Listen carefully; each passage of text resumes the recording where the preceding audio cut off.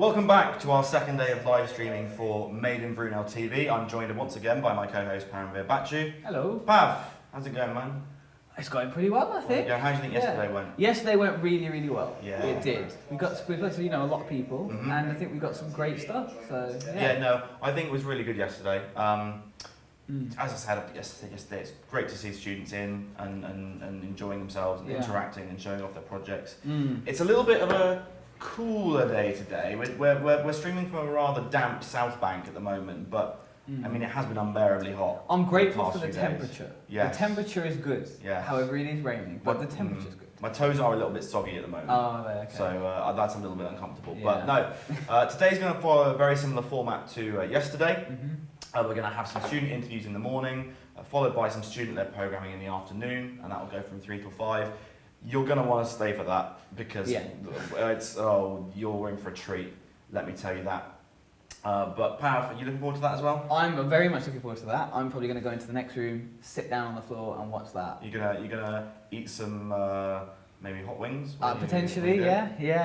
Maybe? Yeah. I think that's a terrible idea. Okay, so do I, to be honest with you. I never want to see a hot wing again in my life. No, that will make more sense later on, to be honest. But yeah, it should be good. I'm looking forward to everybody seeing that. So it should be honestly a really good day. Wonderful. You know? I don't think we'll get any people commenting on the weather like yesterday. So I think our max on the bingo is about 6 at the moment. If it warms up, we'll see. But other than that, it should be good. Yeah, looking forward to it. Yeah. Looking forward to it. We will be back in a couple of minutes for our first student interview.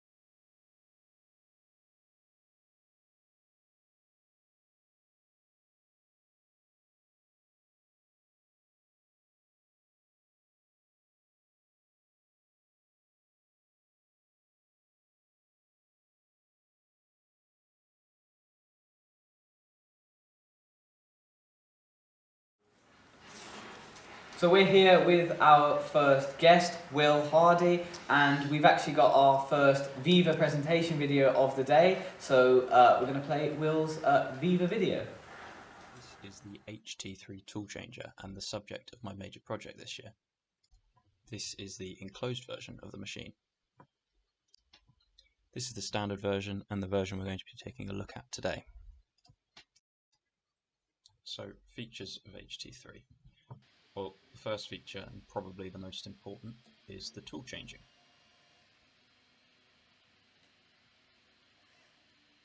This allows the machine to swap tools and print multiple materials or colours in the same print.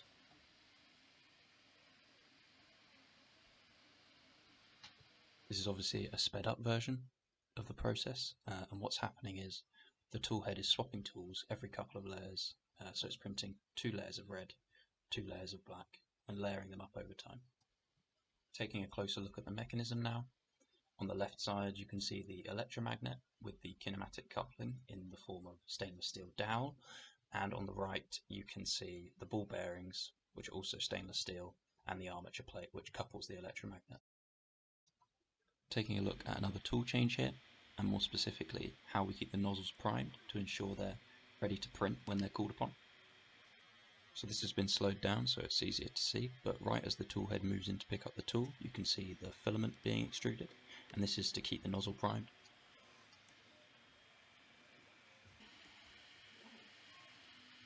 Taking a look from another angle here, as the nozzle brushes over the silicone white you can see it leaves the plastic behind. So now the nozzle is clean and ready to print. HT3 also has a removable steel build plate, and the bed is actually removable, which could be quite useful in an environment where you're trying to save every second you can, maybe on a production line or something similar. Taking a look at the 3-point bed leveling now. Obviously this example is exaggerated. I've put a big slant in the bed for the purposes of showing it off, but the way it works is it will always level the bed to be parallel to the gantry. The machine connects to Wi-Fi and can be controlled from your laptop or tablet. In terms of maintenance, there isn't too much to do, but you should understand how the Core XY motion system works. In a Core XY configuration, each motor moves the tool head diagonally. So in order to get X or Y direction, you actually need to have both motors moving at the same time. Now the benefits of this system over a Cartesian system is that you don't need to have any moving motors, you don't need the X-axis to carry the weight of the X motor, so both motors are stationary, and this means the tool head can move faster, which means faster prints.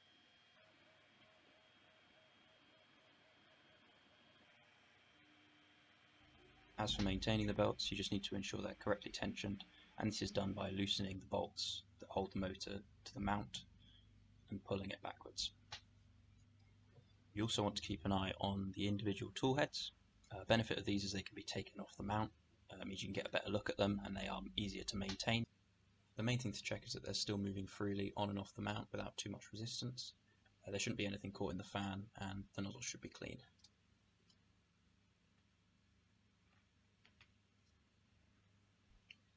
Now for a closer look at some of the prints HT3 has been producing.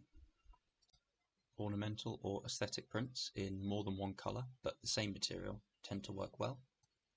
These ones were in PLA. Depending on the distance of the print from the tool mount, you can end up with a little bit of stringing on some prints. The important thing is there's no colour bleed, and the different coloured areas of each print are always clearly defined.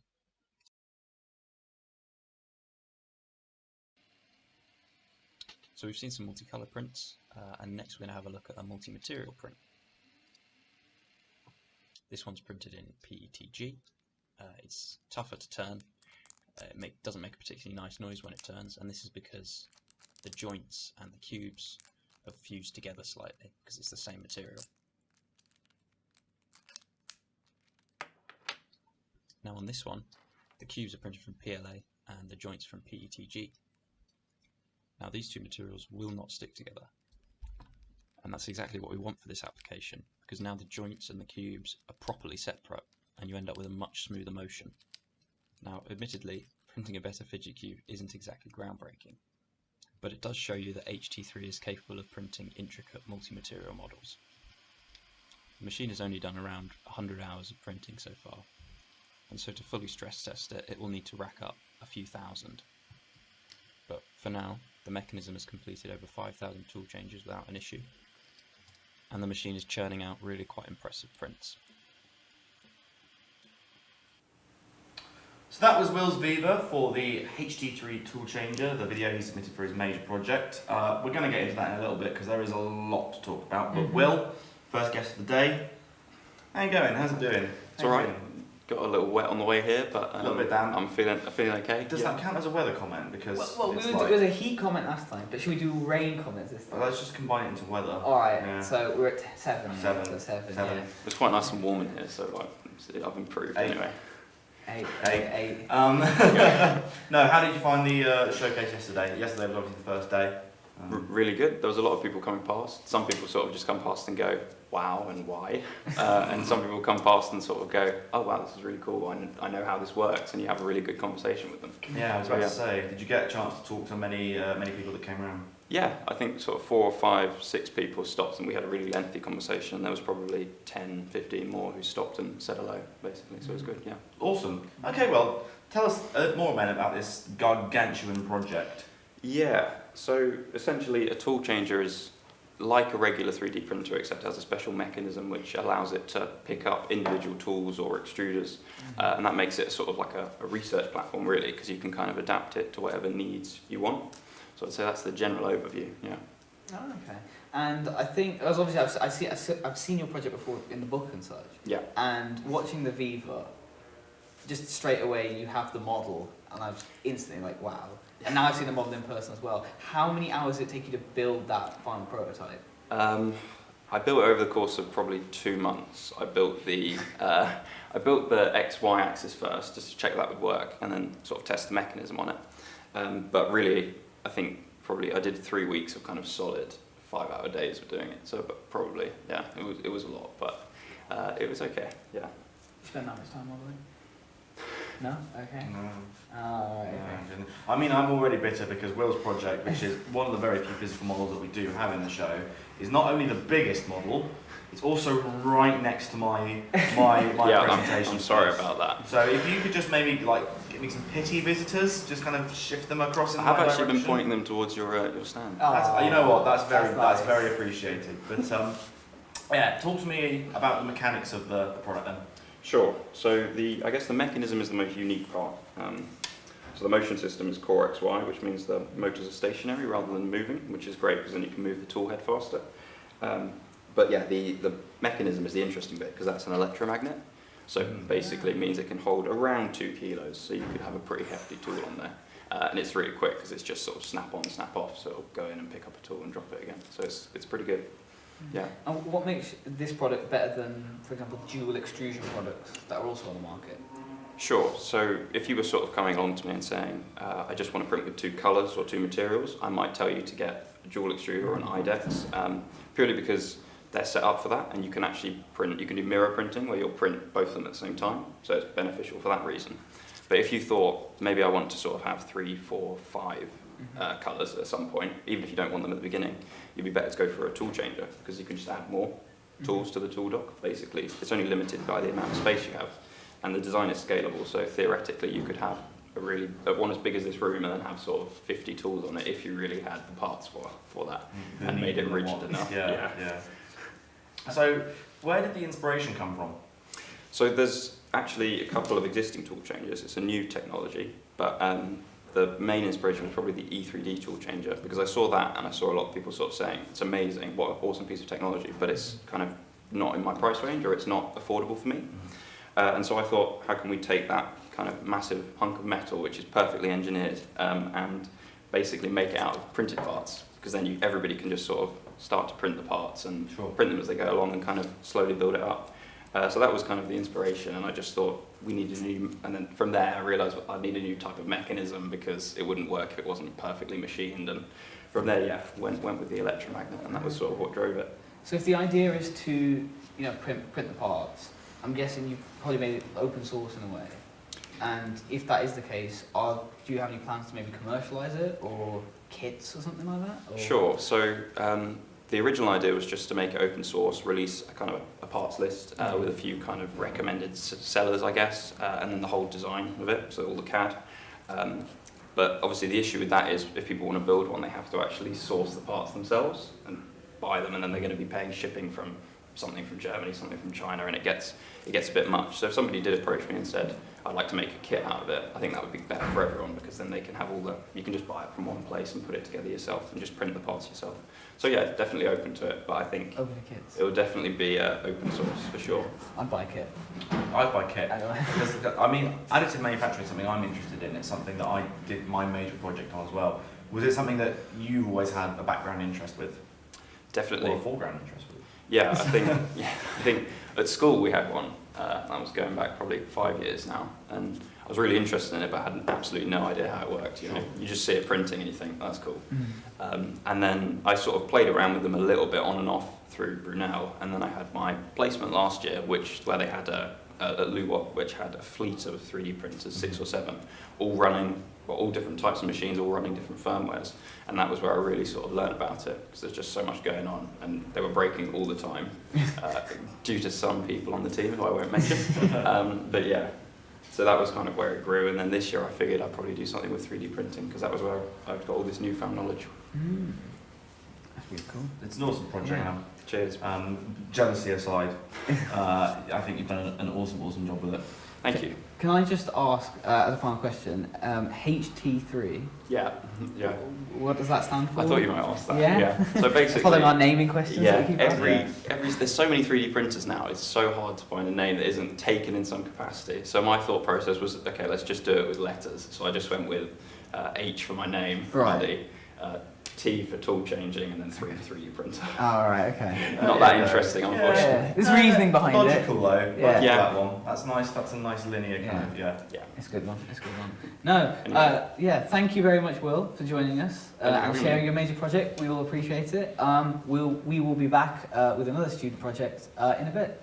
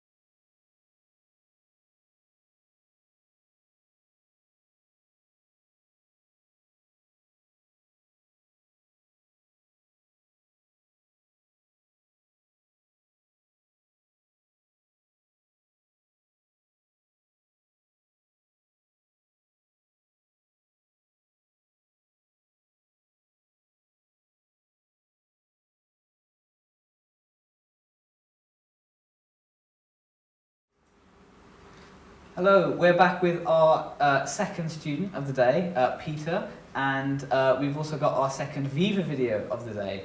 So here is Peter's Viva project.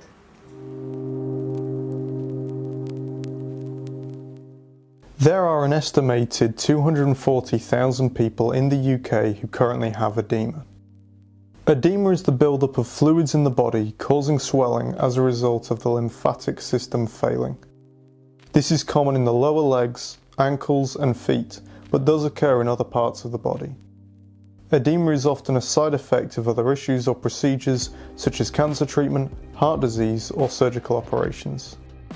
A patient's quality of life is severely impacted by the condition, which can lead to social isolation, anxiety and depression.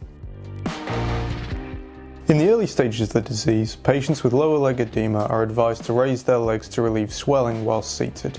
I have collaborated with Royal Brompton Hospital to design a footrest that meets the needs of patients and staff whilst being practical for a hospital environment.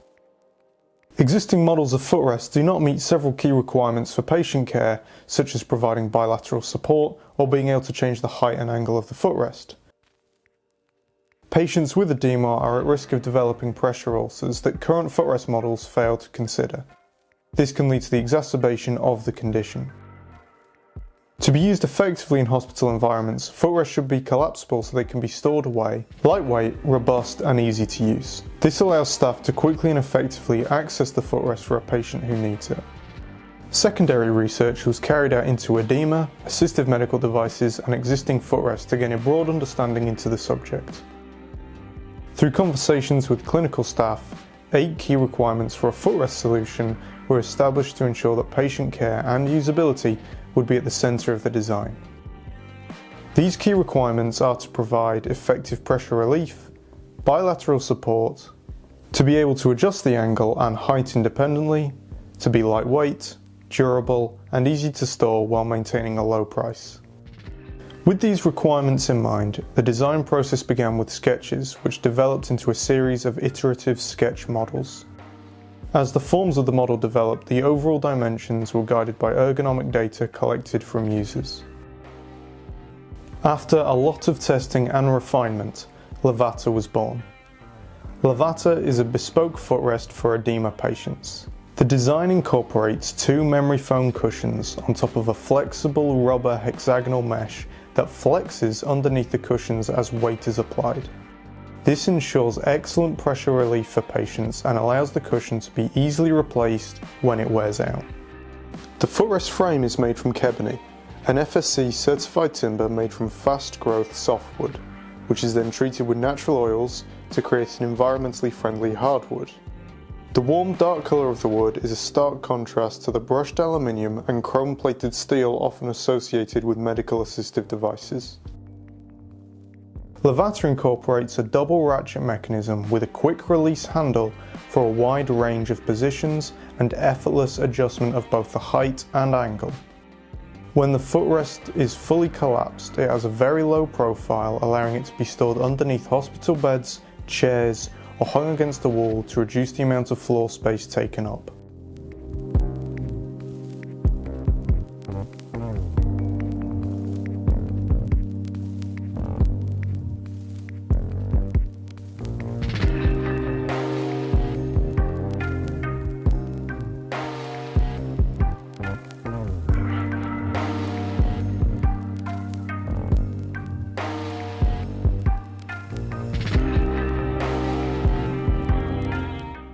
Levata uses a modular design, sustainable materials and ergonomic shapes to provide the best in lower leg edema patient care.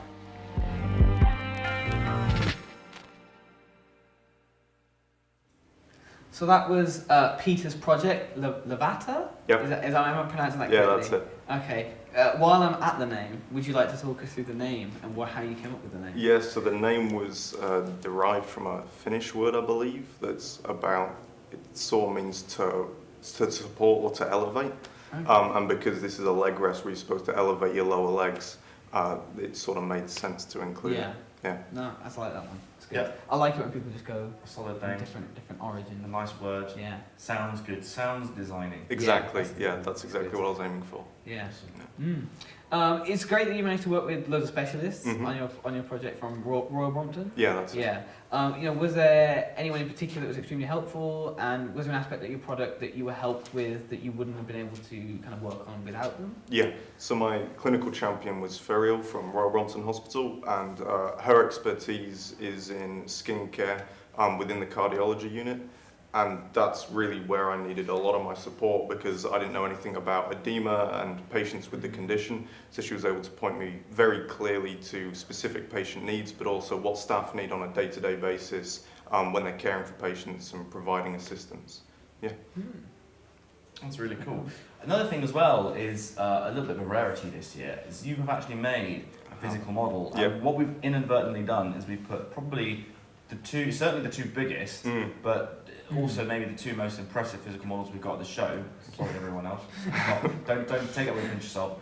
Kind of quite close to each other. Yeah. You're in adjoining rooms. So talk to me about how you made the model. Yeah, so the model was quite complex to build because a lot of it had to be made from scratch. So the white frame on the top is a large 3D print that was done in the university workshops in 4 sections glued together and then sort of fillered and sanded down so it looks like one continuous piece. Cool. And then the body is all made out of kebony, which is sort of an artificial wood product where they take a fast growth pine, modify it with natural oils, then it becomes incredibly hard and dense. So I managed to make that in a home workshop we built in our student house that our landlord doesn't know about yet. He knows now. With this broadcast he will. Yeah, and that was really beneficial because me and my friends were worried that we wouldn't have access to university workshops, which turned out to be the case. And we were able to do a huge amount of making ourselves without having to rely on the university too much. Where did you first encounter kebony? And is there like a specific property that you really want to use kebony for that? Yeah, so I encountered it in our second year. There was a competition they were running that we were able to apply to, and I was really interested in their properties because I've done a fair bit of furniture design in my own time, and downside of modern furniture design is that hardwoods are sort of a depleting resource at the moment because they take so long to regrow, even in managed conditions. Whereas kebony takes a fast growth wood and turns it into the properties of a hardwood.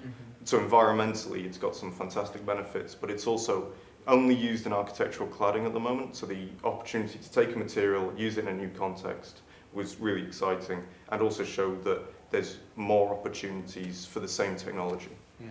Oh, okay. Can I ask what you did for the second year kebony project? Yeah, I did design a table, but my concept was like trying to change their process slightly of could they steam bend timber into interesting shapes and then modify it with their process. Sure. So you'd have sort of more twists and curves going on in the furniture itself, then modify and it become really hard and dense. And it could last a really long time. Yeah. Awesome. Really cool. Yeah. It's a really cool project, Pete. And again, really impressive, really large model. Yeah. Thank you so much for coming on. We Cheers. really appreciate Appreciate it. sharing your major project with everybody. Yeah. We'll be back with another student in a minute.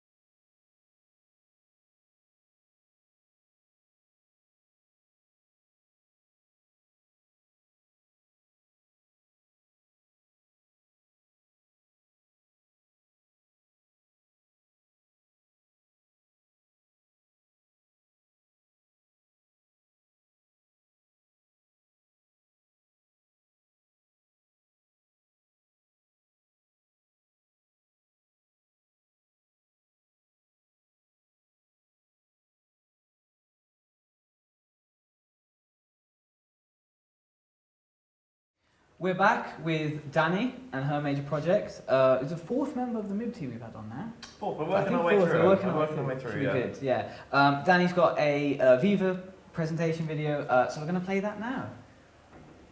Rosacea, What is it? There's a lot of information out there. It's overwhelming, really. Doctors find it difficult to diagnose, yet 1 in 10 people in the UK are thought to suffer from it. And these people suffer in silence. They face confusion and are often stigmatised due to the visual symptoms of the condition: redness and flushing, pimples and pustules, rhinophema and ocular symptoms. The solution is Rosette, a product-service system which aids in the self-management of rosacea at any stage of the condition. The user-friendly interface helps users to feel more comfortable when coming to terms with and understanding their condition. Simple visuals and illustrations are there to aid usability and provide a link to the real world. Save meals and products to your cupboard to make logging daily entries a quick and easy process to take the frustration out of logging every detail of your life. Suffering from a flare-up in your condition can be hard, but with Rosette, the thinking is done for you. Rosette can find patterns in your routine and match them with your flare-ups to discover any triggers you didn't know about before. It's rosacea management with a mindful approach. Each case of rosacea is different. Some people's flare-ups are caused by food, some are caused by cosmetics, emotions, and even the weather. Being safe from the sun is something most people don't consider, but it is the most common rosacea trigger. When the skin barrier is damaged by the sun, rosacea is more likely to flare. In addition to this, many common rosacea medications, such as doxycycline and tretinoin, can temporarily weaken the skin barrier, unaware to the person taking the medication. This makes the skin highly sensitive and at higher risk of sun damage. This is why Rosette comes with the UV pod. This pod will measure the UV levels wherever you are for accurate data. The user can also set a daily UV limit to limit exposure to harmful UV rays. UV sensors have historically been single-use, which are thrown away after a day's use. The pod can be worn again and again, using the magnetic clip to secure it to anything, be it a bag or a jumper, as long as it's exposed to light. The longer Rosette is used for, the more accurate it will become. The interface supports the user with phrasing which supports, not alienates the user. Over time, the user can review their progress in the My Skin tab to see if there are any changes in their condition severity, flare frequency, or mood change. If a user was to input a low or stressed mood for a prolonged period of time, they would get tips on their homepage for custom exercises to manage stress, without having to download any additional software. Over the design process of Rosette, heuristic design principles have been kept in mind. These have helped to inform the design and create a better overall user experience. Clear and understandable error screens have been created in the event of a user making a mistake within the app. A consistent colour scheme and style has been generated for usability and brand awareness. Accessibility has been strongly considered with features such as dark mode as well as a dedicated help centre. These small design considerations work together to ensure a strong positive user experience with a mindful touch. The process was built up from initial sketches to wireframes to a final prototype. Rosette, created by rosacea sufferers for rosacea sufferers. So that was Danny's project, Rosette, and it's meant to tackle rosacea.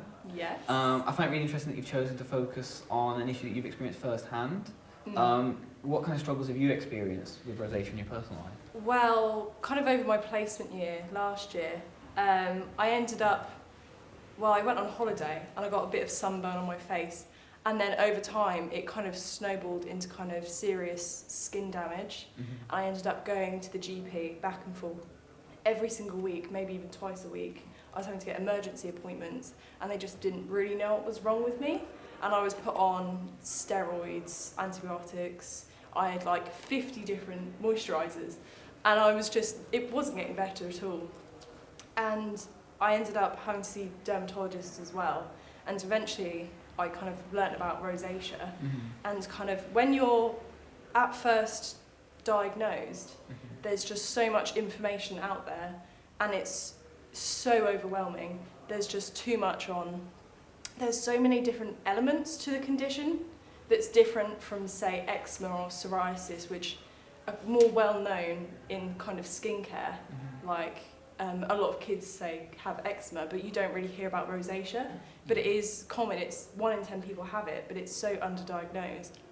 But it's just, as kind of a brief intro, it's just generally you get real bad redness, flushing, you can get acne, your eyes can swell up, and it's just extremely hot, painful and prickly. And with it being on your face, you can't hide it. So it's that sort of thing where I was getting the tube to work every day, and I could just feel the people kind of staring at me, and it's just not nice. And it was just, I wanted to help other people who were going through the same thing as me, and that's why I wanted to do it as my major project. So this is an app that I'm guessing as you were designing it, you could see yourself using it. Yeah. Well, it was nice to put myself in kind of the user's shoes in that way. But I did also kind of have to keep in mind that generally with rosacea, it happens to people in the mid kind of 30s and 40s, because it kind of comes with years of kind of exposure to the sun. Whereas for me, it was that extreme one-time thing that kind of triggered it. Even at the show, I've been struggling a bit because it's so hot in here. 9, yeah. If we do it by people, it's 8. Okay, I do it by person, so we're at 8. We're at 8. We're talking about the heat. We're talking about weather. Weather in general. And you already mentioned the weather. Yeah. No, it has been a struggle at the show. We're used to it now, I think, though. Yeah. You mentioned various kind of elements to the condition. How did you go about taking those elements and translating them into the framework of an app? Well, I kind of had to start with kind of creating a map. With UX, everything kind of feeds into different areas, so you have to think, how is one element going to relate to the other?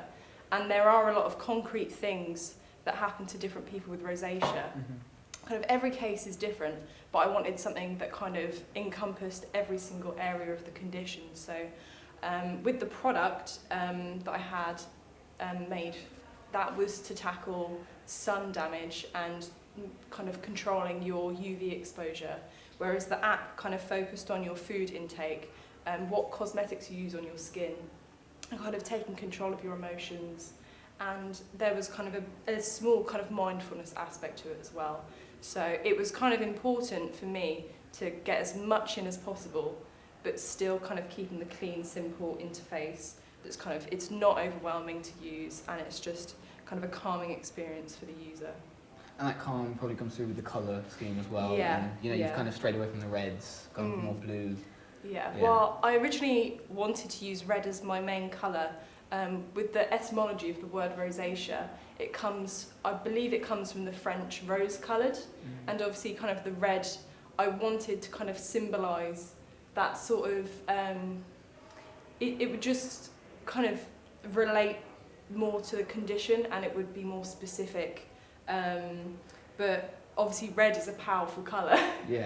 So when I was kind of doing my first mock-ups, I was like, this needs balancing out. And obviously with red and kind of pinkish hues as well, like I wanted it to be a kind of unisex app, because it is in men and women. It is, I think, 80% women, but men can get it, and when they do, it is a lot worse in terms of severity.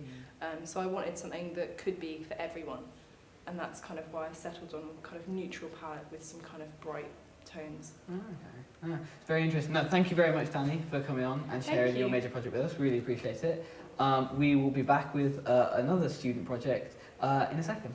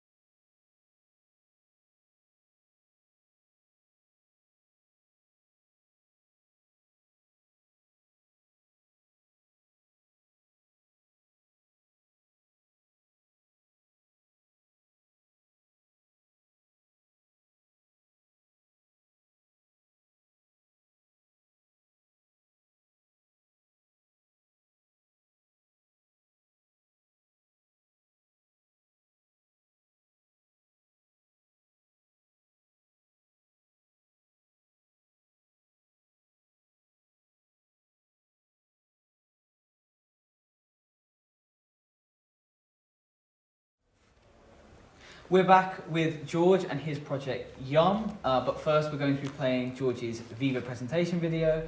Here it is. Yum is a device that aims to improve medication adherence in children by adding flavouring to the medication.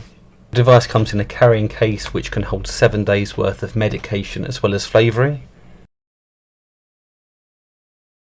The medication as well as the flavouring pods are placed into the device. These flavouring pods come in a wide range of flavours that are ordered from the app. These are then delivered to the user's home address. Limited edition flavours will be released throughout the year to keep the child interested in the product. In order to use the device, both the medication and flavouring pods are placed into the device and the lid is attached. When the lid is attached, the piercing tools on the lid pierce the top of both the pods, allowing the liquids to escape and mix within the mouthpiece, allowing the child to suck the medication and the flavouring out. To unlock the lid from the device, the user has to squeeze the front and back of the lid, expanding the size and releasing the lugs. Here you can see the pods were pierced successfully. When the device is purchased, the child is able to choose the colour of the body itself, the lid of the device, as well as the grips and the carrying case to help remove any stigma and intimidation by the product.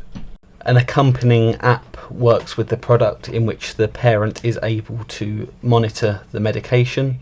Here they are able to record every time the child takes medication, the flavouring that is used, the date, time, and is able to rate it. There is also the option to record other medications such as cough medicine or paracetamol. This is all sent to the doctor as requested.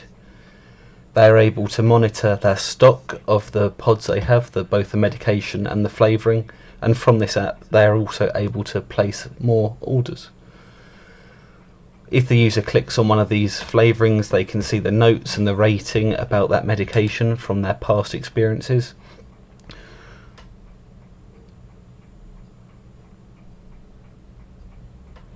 There is also a child mode to make ordering the flavouring more fun for the child, in which they spin the wheel and the flavour is selected.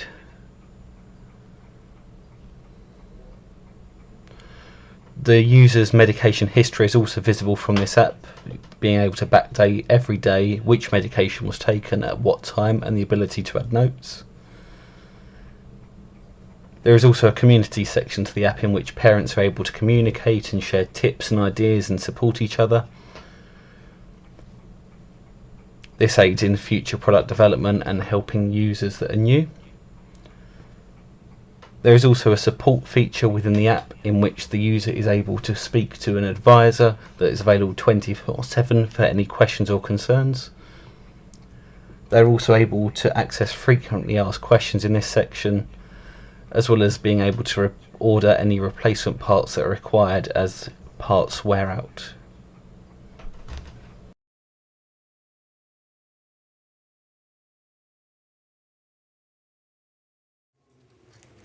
Absolutely love your project, George. Absolutely love your model as well. I was over at your stand the other day and we saw your models. How many models did it take for you to get to your final one? I think I went through about 40 prototypes. It was just printing.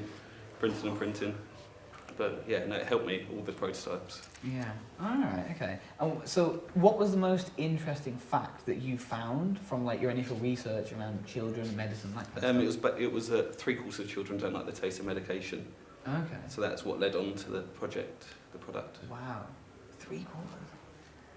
That's pretty. I mean, pretty large. I mean, I used to love Calpol Oh, I like Calpol, yeah. and stuff like that. Yeah. But, yeah. Mm. It's really, it's a really cool project. I think there's the whole idea of medication management is something that I think needs addressing kind of just very widely. Was that something that you were looking into right from the start? Yes, I've observed family members struggling to get their children to take medication because they didn't understand why it was needed. Mm-hmm. And they don't understand and it doesn't taste nice. It's a struggle to get them to take it. Yeah. So that led to the children fighting the parents, refusing to take it, and then that can affect the quality of the treatment. Mm. Yeah. And obviously I know that you've got an app that goes with your Yes. product. Can you explain a little bit how they two integrate together? And how they work? Yeah. So they're two separate things. The app will notify the parent when it's time to give the child the medication, allow them to record any other medication that's taken. So then if the doctors need to see the records, it's all there for them to see. Yeah. All right. Okay. And what kind of considerations were taken, with the actual form of the product, specifically to cater to children and that kind of stuff? It was making sure that the size of the product was fit in the child's hand. Okay. Obviously, due to COVID, I couldn't actually find any children. So I 3D printed some children's hands to size. I was just getting creepier, but to make sure that it fit in the size of the hand. Yeah. That's cool. And just very quickly, were there any considerations made for medications that are potentially unstable outside of their original packaging at all? They are considerations that are going to be taken in the future. Oh, There is okay. some companies that do a very similar flavouring, Mhm. but that has to be added to the whole bottle of medication. So obviously if you've got a medication that's been flavoured and the child doesn't like it, you're back at square one. Sure. Yeah. So you just reminded me actually, because you just said you 3D printed a bunch of babies' hands. Yeah. I was shown an image on someone's phone. You strange tried to did you try to simulate a baby at one point, or render a baby? Yeah, I was. A full-size baby. Okay. Oh, it's got weirder. Yeah. That was trying to get the right size so the hands were to scale. Right. So Okay. it was, You modelled the entire baby.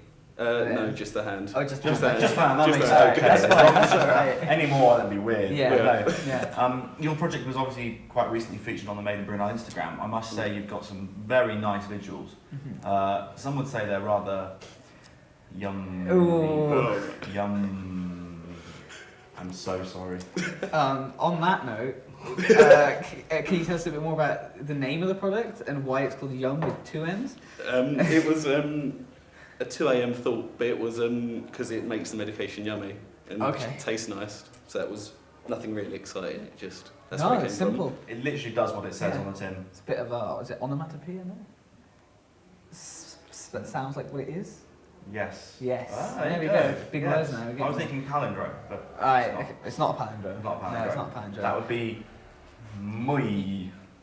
Or yummy. Yummy. It'd be yummy with a U and a Y at the end. Whatever. That's Yeah, anyway. Um, Thank you very much, George, for coming on and Thank you. sharing your product. Really appreciate it. We'll be back in a couple of minutes with another student.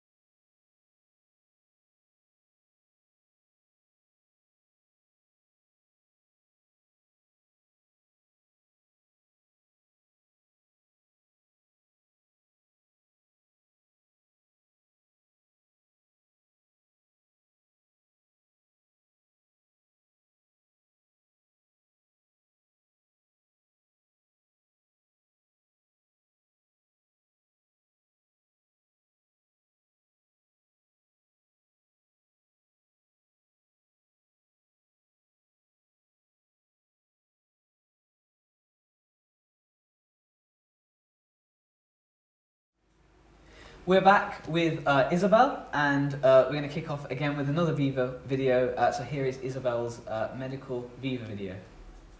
An investigation into how to train clinical staff to insert central venous catheters into neonates. Each year, 100,000 babies are admitted to neonatal units across the UK. Many of these babies need intravenous fluids and medication which can only be administered through a central venous catheter.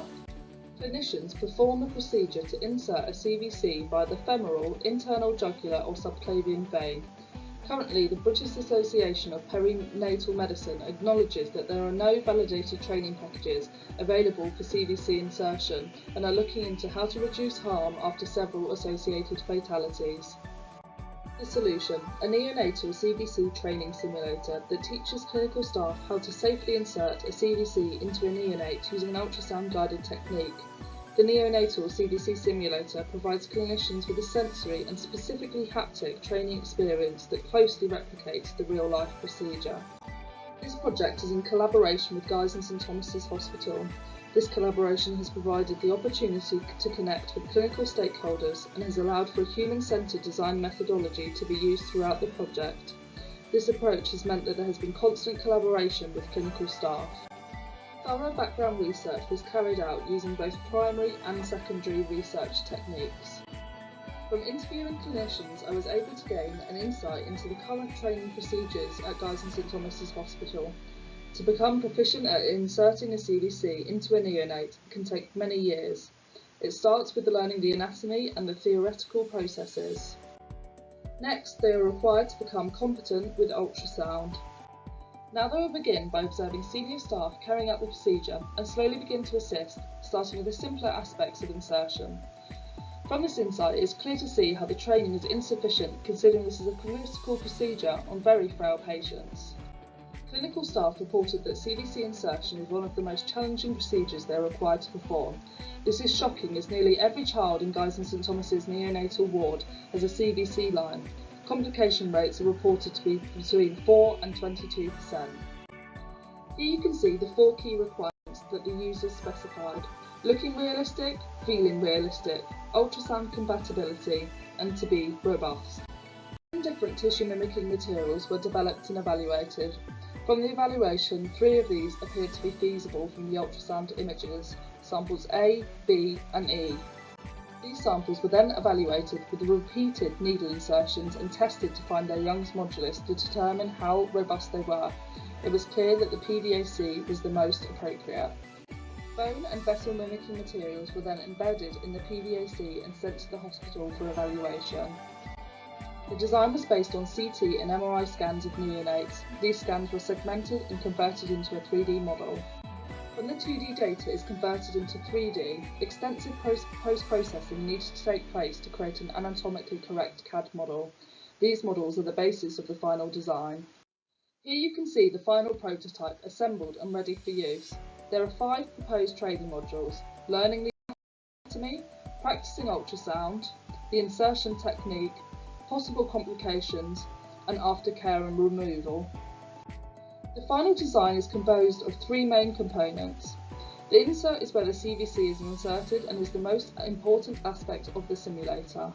The shell is not essential for the insertion procedure, but aids in making the simulation more realistic.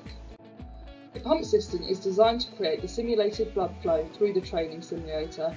The chosen blood mimicking material is water. For the arterial blood flow, a peristaltic pump has been used to create a pulsatile blood flow. For the venous blood, a simple water pump has been used to create a uniform flow. The simulator is very easy to assemble. The insert connects into the outer shell using magnets. This means that it is easy to remove the insert after use and store it in water to preserve the tissue mimicking materials from degrading. The pump system connects to the simulator using silicone tubes and nylon connectors. In the following video you can see the final prototype in use at Guy's and St Thomas's theatres. Here you can see a consultant anaesthetist using an ultrasound machine to identify the key anatomy and insert a needle. You can clearly see the vessels on the ultrasound and the needle tip as it is inserted into the vein. Overall, the feedback was excellent and is definitely an improvement on the current training procedures. So that was Isabel's video. I think it's a really cool project. Oh, thank you. How did you test your project to simulate a child's, in an ultrasound? I developed lots and lots of different ultrasound compatible tissue mimicking materials and posted them to the hospital, got them to ultrasound them, send me back the images. I also got some needles and was testing the resistance as you inserted and pulled out the needles to see how it felt in comparison to a live child. Ah, okay. Yeah. Wow. And that model's really cool and really well detailed. Thank you. So was that with the help of someone at the hospital? So I was given the CT and MRI scans of a child, and then I did a process called segmentation. So each layer of the scan, I highlighted the key anatomical features that I wanted in my model, and then converted it into a 3D model, which I was then able to 3D print and use the models to create the anatomical features inside, and then coated it with the ultrasound tissue mimicking material, so when you scanned the model you could see all the internal anatomical features. Oh, That's really cool. so that's basically a real... Yeah, this is a real child. That's a real child. Well, Scan of him. it's as close as you're going to get. Previously. Not from George. He was just modelling hands. Brutal. So it's, Yeah, no, it's really, really cool project, a very striking project as well, because it's right just next door to us in a medical room, and it's kind of right in front of the door. Yeah. So they put our own wall, you're like, whoa, okay, that's cool. Thank you. But end of the day, we had Alice on talking about like a surgical robot, and hers project is kind of focused on more generic use. This project seems to be more of a kind of specific use with like haptic feedback, and I'm just wondering where that kind of interest stems from. So I did my placement working in the medical physics department. One of the clinicians, Richard Goodwin, came to the department and raised some safety concerns about clinicians inserting the CVC into neonates because unfortunately, as they insert it, you know, as the children are very small, if something small goes wrong, it can cause fatal injuries. So they were looking into how to improve the safety of the training. So I thought that was really interesting and thought I'd love to take that on for my project. Yeah, that's pretty interesting. Your model is very well detailed. I'm guessing there's obviously a lot of testing, a lot of prototyping that went into that. Was there any staff from Brunel or Guy's St Thomas's that was really helpful with that? Yeah, definitely. Yeah. Paul Joss was a big help throughout, of course, and I had some of the technicians and mechanical engineers from the hospital who helped, and got some feedback from some of the scientists as well from the hospital. So yeah, it was really great, really good collaboration. Awesome. And have you had a chance for anyone from the hospitals to come around yet and see it all physically on the stand? You have? Yes, and what did they think of it? Oh, they were really pleased with it. It was really good feedback. So yeah, no, yesterday I had a nice group of the commercial department, some of the scientists, mechanical engineers come in, so it was really lovely, and I think they enjoyed looking at some of the other medical projects as well. So awesome, really exciting. Yeah. So is this the kind of thing that it's going to be taken on? Yeah, right. I hope so. Okay. We're talking about the process of commercialisation and the steps forward. So fingers crossed. Yeah, it should be good. No, thank you very much, Isabel, for coming on and sharing your project with us. Thank really you. Interesting. Thank you very much. We'll be back with another student in a little bit.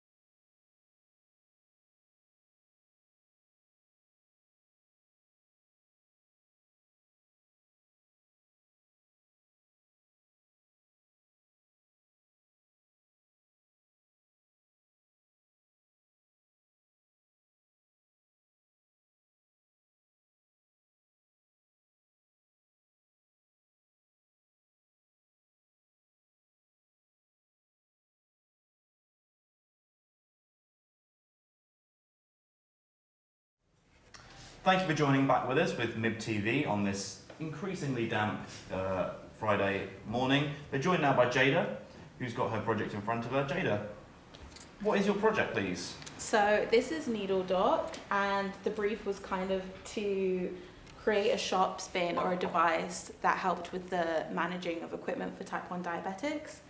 And basically it was a response to the traditional sharp spins that are already available to diabetics. And in 2008, there was a report that was done by the NHS, and it said that over 100,000 medical staff had experienced needle stick injuries, but that if every single instance was reported, that then a figure could be twice that value. So medical staff are trained to deal with sharps. So imagine a newly diagnosed diabetic trying to handle shops and not really having the same amount of training. So there are more needle stick injuries with patients, especially at home. And traditional sharp spins are designed and manufactured for use in hospitals. So when you put that in your house, it's not the most appropriate thing. Sometimes they're really big, so you can't store them properly. Sometimes the opening at the top is too small, so you can't fit all of your equipment in. And sometimes, well, they could be too small or they could be too big. And then if they're too big, if you have children or pets or visitors and stuff like that, you kind of want to make sure you put in it out of sight. So this sharp spin is kind of a solution to that, and it's specifically designed so that this aperture at the top satisfies the geometry of most popular diabetic equipment, such as insulin pen needles, Libras, lancets, things like that. And then an additional opening, which can only be opened by hands of a certain size, so larger adults and stuff, in case you want to put larger equipment in, such as insulin pumps, infusion sets, something like that. And then this whole section expands and you can lift it up. It kind of works on like a telescopic mechanism, and that expands the capacity of the container. So it is easily stored, and it kind of, you can use it to specify whatever needs you have. And then this is a travel device.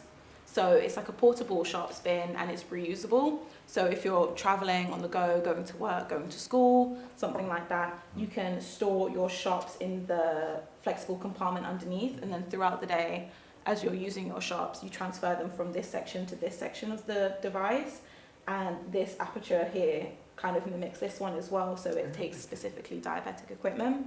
And then at the end of the day, when it's full or whatever, you can unscrew this bit and then put the sharps in this because it fits perfectly. So, by design. And then reuse the device all over again. Yeah. But yeah.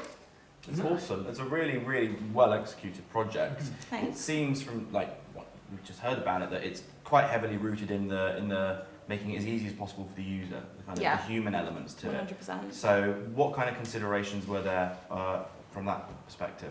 So a lot of diabetics found that the sharp spin that they currently have, they don't always get the same one, so it's not consistent. It depends on where you live, who your pharmacist is, what GP you're having at the time, and kind of who's collecting it and who's servicing your diabetic equipment. So sometimes they don't have a sharp spin that's big enough, sometimes the opening at the top is too small, so you either use as much of the sharp spin as possible, but then because sharp spins are sent to incineration, it's not completely full, so it's kind of a waste of all that plastic.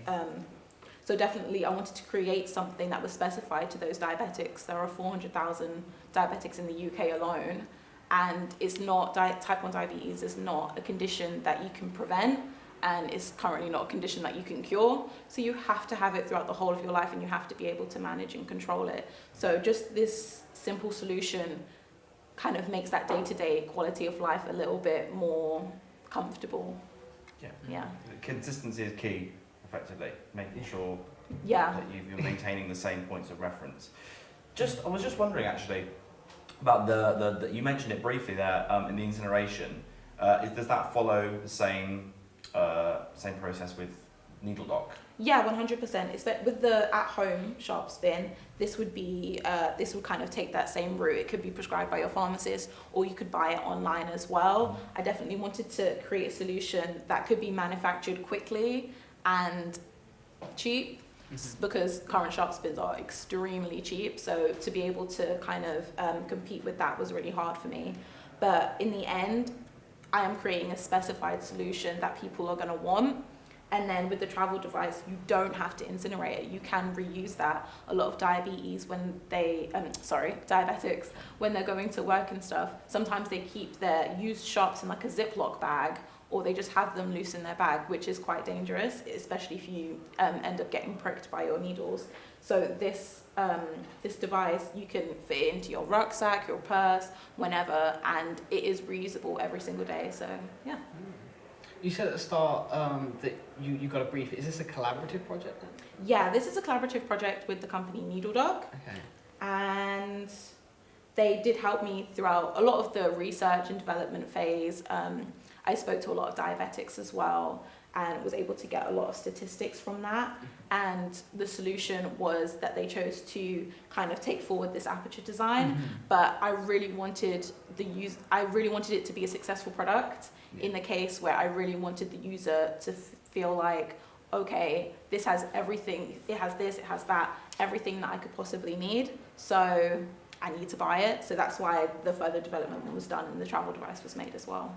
Right, okay. And you've touched on a lot of uses for the product, and you're very knowledgeable about it. Is this something that you were passionate about before, or something that you came into after learning about the brief? I definitely wanted to do medical design. That was something that was really strong for me. I don't have diabetes. I don't know anybody that has type 1 diabetes personally. But I almost feel like an honorary member of the community after doing this project. I've spoken to so many diabetics, it's actually ridiculous. I thought I knew enough, and then speaking to someone, I'm like, oh wow, like I really don't know anything at all. And it was like kind of that same process over and over and over again, and learning people's stories and getting to really listen to them. And they really want to be heard, but because they get so much equipment for free, it's kind of like a guilty struggle. You don't want to ask for more because diabetes is so expensive to control and manage and things like that. So just listening to their stories and their concerns and their anxieties was just like amazing, and I just really wanted to help them. Awesome. JD, you're a product design engineering student, aren't you? So Yeah. we've spoken a little bit about the human factors, but I'm sure your product is chock full of kind of little mechanisms and bits and pieces that show off the engineering side. Technical aspect. Definitely. The aperture at the top has a tolerance of 1.3, so you can fit needles in quite comfortably. This kind of works on like a soft hinge as well. This is a sliding mechanism, so you can have both temporary and permanent closure of the container, so that obviously if you don't, insulin has a smell, it's not a great smell. So people don't want their sharp spin to always kind of be open. So there is a temporary closure that closes the sharp spin, and then a permanent closure that way you can't open it back up and it should be sent for incineration. And then obviously the expandable part of the sharp spin works on a telescopic mechanism and almost like a ratchet, where when you pull it up, you can't push it back down, it's permanently there. So that's great. And then for this, the travel device, it works with a rotating lid, almost like a salt shaker, where you rotate it to open, rotate it to close. So it kind of works on friction as well. And yeah. Well, a really holistic product, and it's great to see that you've had such support with the company from it as well. Yeah, definitely. Yeah. No, thank you so much for coming on and showing your project, everybody. Really appreciate it. Thank you. We'll be back in a minute with another project.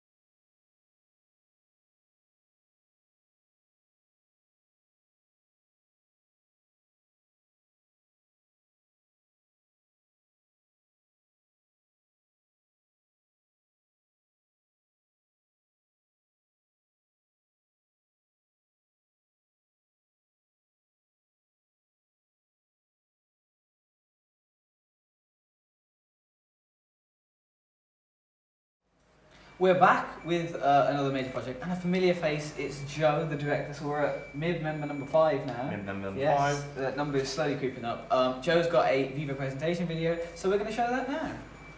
Every minute in the UK, 2,000 prescription items are dispensed. Half of us have at least one regular prescription, and a quarter have more than 3.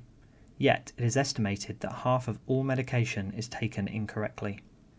Medical non-adherence is a largely unknown issue. However, it accounts for costs of nearly $300 billion and hundreds of thousands of preventable deaths globally every year. Patients with chronic conditions are often the group that have the most complex medical regimes and suffer from worse adherence rates because of this. Despite this, management of medication is a task that almost always ends up in the hands of patients, yet very few tools and resources are available to help users keep control of their medical regime. DoSet is a smart medication management system to assist users adhere to increasingly complex medical regimes. This system helps to automate the process and make users' lives easier by aiding in 3 key problem areas defined through primary research.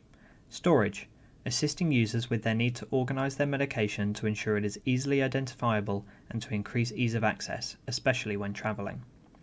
Monitoring, providing the tools to allow users to keep on top of their medication, including assistance with prescription collection, scheduling, and tracking.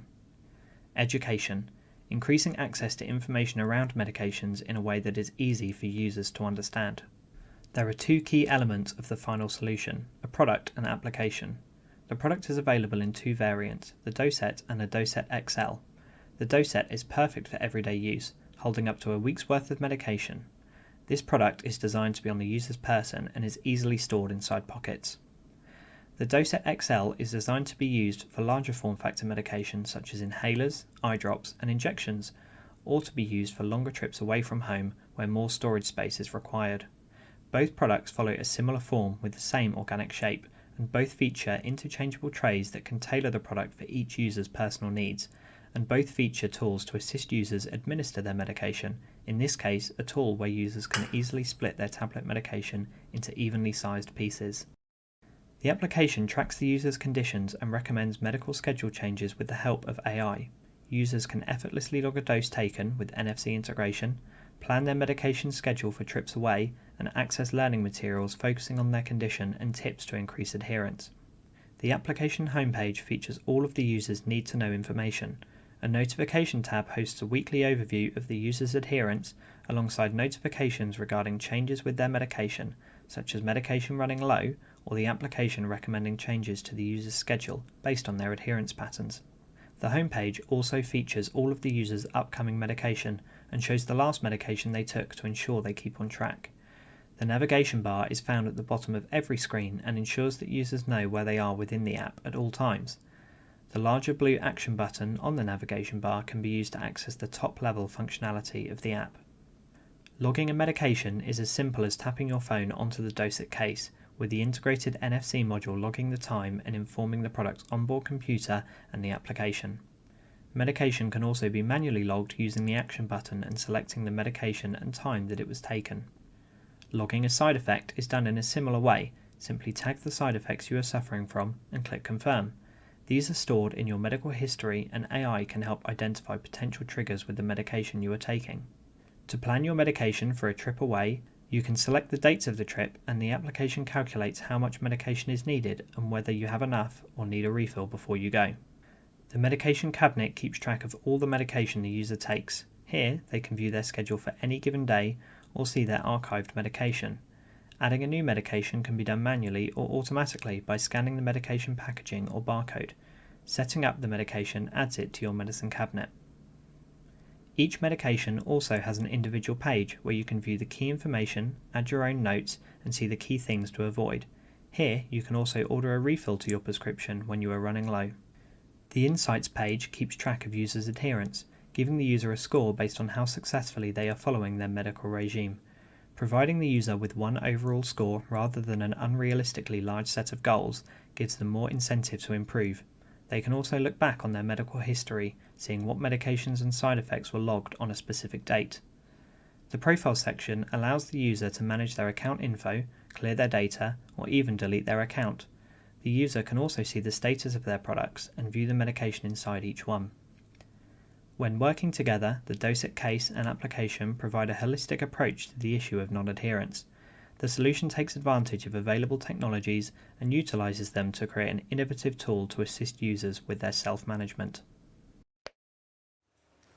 So that was Joe's Viva presentation video. Joe, in your video, you had an animation of your trays. You spoke quite a lot about the trays. I think they're really cool. How did you go about specifically designing the trays? So the trays were obviously quite a big part of the design itself. Obviously with medications, so many people have different types. Although the vast majority kind of use pills and tablets, that's obviously not the only kind. So it's really important to make sure it's the most accessible product as possible. So the different trays are there mainly to offer kind of different sizes in the product. So the large and the small version both have trays with different amounts of compartments. So they can either be split up into kind of 4, more or less, depending on how many kinds of medication you have. And as well, obviously, there's a tool in this tray which helps you split the medication. So the idea was if the project was to be taken forward, different trays would be designed so more tools could be made, obviously making it then more accessible and inclusive to different kinds of conditions. No, it's quite cool. And like the form of your product as well, you touched on it quite a lot, and as an industrial designer, I'm guessing it's something you focus on quite a lot. So could you talk us a little bit through the form of the product? Yes, so different sizes as well? Yes, there is. So the form of the product is something I really spent a lot of time on this year. So there's 2 versions, a small and a large, mainly for different use cases. So the small version for kind of everyday use, taking medication into the office, into the workplace, around with you, perhaps you're going on a day out. Yeah. And then there's the larger version for if you've got larger form factor medication, so inhalers, creams, things like that. And also if you're going away for a longer period of time, so if you're going away for 2 weeks on a holiday, you can take the larger amount of medication with you. And the form's something, I spent a lot of time on. At the beginning, it was a lot of sketching and kind of ideating, creating completely different kind of forms. And then when I settled on this kind of look, a lot of foam modelling. So really trying out different kinds of shapes, how it fit in the hand, things like that. Because obviously that's so important for a handheld product, and especially how it fit in pockets and things like that. Because that's obviously where it's going to be stored for most of its life. So this was all surface modelled in SolidWorks, and that went through a lot of iterations as well. Poor man.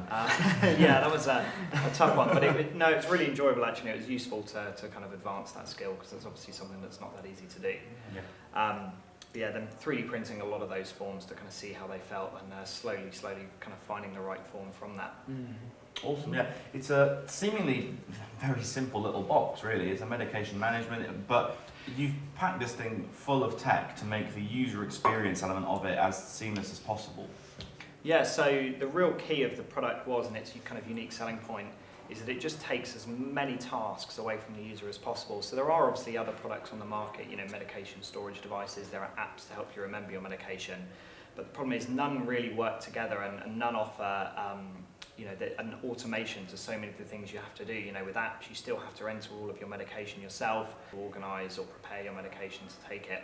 So the idea was with this, just creating those little extra features that can really help the user simplify their process and make it a lot easier and nicer to use. So you use stuff like near-field contact and things like that? Yeah, so there's communication, not contact. An NFC reader in the product there. So the idea is when you take a medication, instead of having to open your phone up, go onto the app and actually find the medication and log that it's been taken, set the time and things like that, all you simply have to do is tap your phone against the product, and it knows that, okay, the AI knows that, okay, you've got a dose scheduled for this time, this is what you've most likely taken, there we go, we'll add that as logged. And then you can obviously correct that if it has made a mistake later on. Obviously, through machine learning, it will get more intelligent over time as well. All right, really cool. Really slick solution. Yeah. No, thank you very much, Joe, for coming on and sharing your project. We appreciate it. We'll be back in a bit with another student project.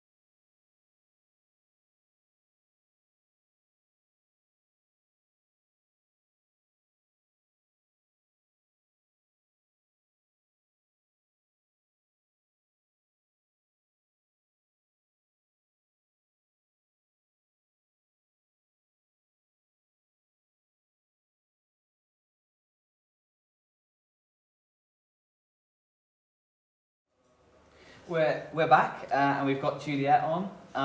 We've got Juliet's Viva presentation video, so here it is. In the next 2 decades, astronaut missions will expand to deeper space, taking us to Mars. The health of astronauts need to be maintained throughout their missions so that they can stay comfortable and productive within the extreme and particular environmental conditions of space. In order to manage any troubles, astronauts will have access to a medical kit. MedSpace offers a new solution for medical kits, built and designed with space exploration class missions in mind. T-minus 10, 9, 8, 7, 6, 5, 3, 2.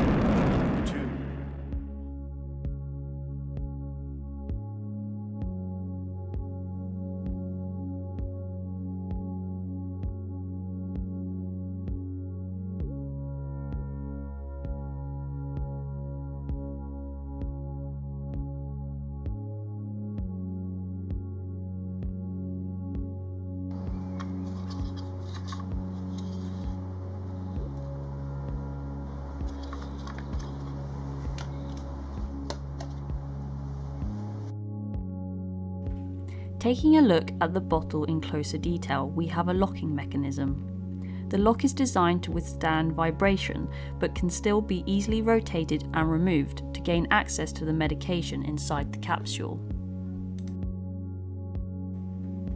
This is the bellow. This can hold a large amount of medication. A paper prototype is used to show its functionality. The mechanism allows the user to push the medication up into the capsule. Due to the microgravity environment in space, attachment methods are needed to ensure astronauts have full control over the product.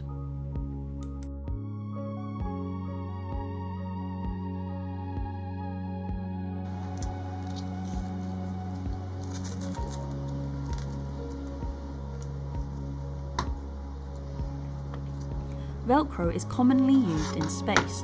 We can find it on the walls of the spacecraft and even on the astronauts' clothes. Here are some space shorts.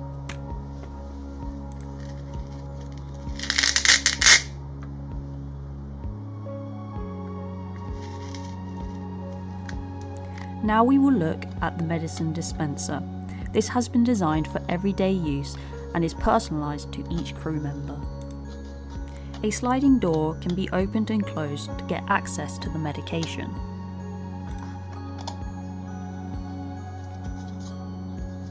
At the back there is a strap and a space for the label. On the top are 2 rubber grips so that the product can be stacked easily on Earth during the packing process. The wheel located on the side is used to move the medication packets inside the dispenser. The wheel can only be moved in one direction to ensure the empty packets are not displayed to the astronauts. The lid is removed to take a closer look inside. When inserting the reel of medication, the end of the reel is pulled and inserted inside this slot.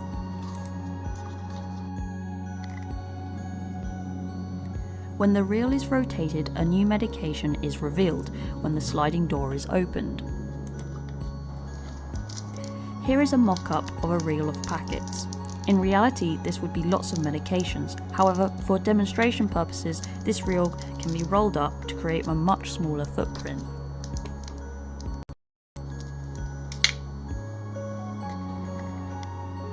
The reel of packets inside the device are slotted into this section to ensure the medicine can come out of the opening.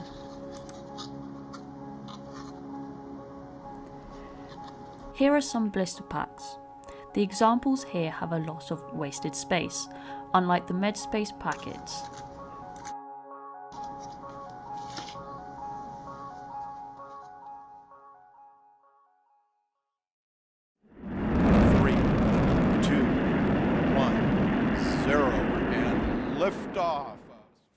So that was Juliet's project MedSpace, and I suppose the first question, the primary question that I want to ask is, why Mars?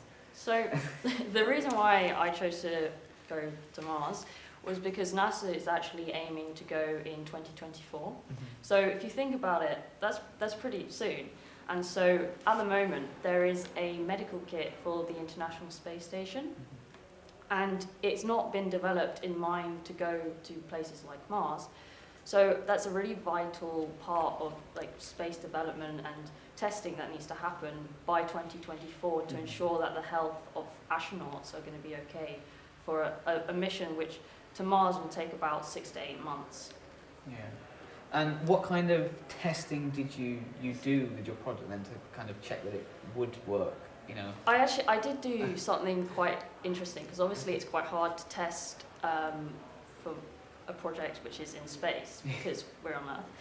And so I actually tried an experiment in water because I thought that maybe, because you know there's microgravity in space and using water might work out. And I chopped up some carrots and made them medicines in this example. And I used my prototype, and it didn't work quite to plan, but it did give me a good enough idea to see how like unexpected the movement of the medications were within this test. So what can you say specifically about the considerations you made for microgravity climates? So there's 2 devices in the MedSpace kit, and both of them have dispensing mechanisms to ensure that you are able to get 1 pill out at a time. Currently, the International Space Station kit, they're all in like, the medicines are removed from the original packaging and placed into plastic bags.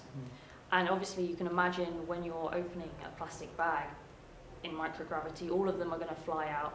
So my one makes sure that you can get 1 at a time without having to worry about all of them flying out. Yeah, awesome. It's a really, I'm desperately trying to come up with like a one small step for man pun, but well, actually, struggling. in my report, I actually did say, Houston, we have a project. Hey. Oh, that's so much better than anything I could come up with on the fly. That's good. Yeah. Awesome. Yeah. And actually, we had an award ceremony last night for the Co-Illuminate and Santander Awards, and Juliet, I believe you came second, was it? I did. Yeah, that was quite. I was quite shocked, Santander. but yeah, no, it was really amazing, and also a cash prize, you know. Cash prize never goes amiss. No, I didn't actually. It was quite hard to actually hear what I'd actually won because I was quite far away, and then it wasn't until Ollie and I came off stage and were like, "What did we win?" And then they were like, "Oh, you won money." Well, blame me for that. I was hosting, so I wasn't yelling loud enough. Clearly. Yeah, but the award is really nice, and it's now on my stand. Looking very pretty. Yeah, I'm sure we'll pop round later and have a look at that. Yeah. Really good. But no, it's a brilliant project. Really out there. Yeah. Out of this world. Quite literally. And congratulations on the award last night too. Thank you. Thank you so much for coming on and sharing your project with us. Really appreciate it. We'll be back with another student in a minute.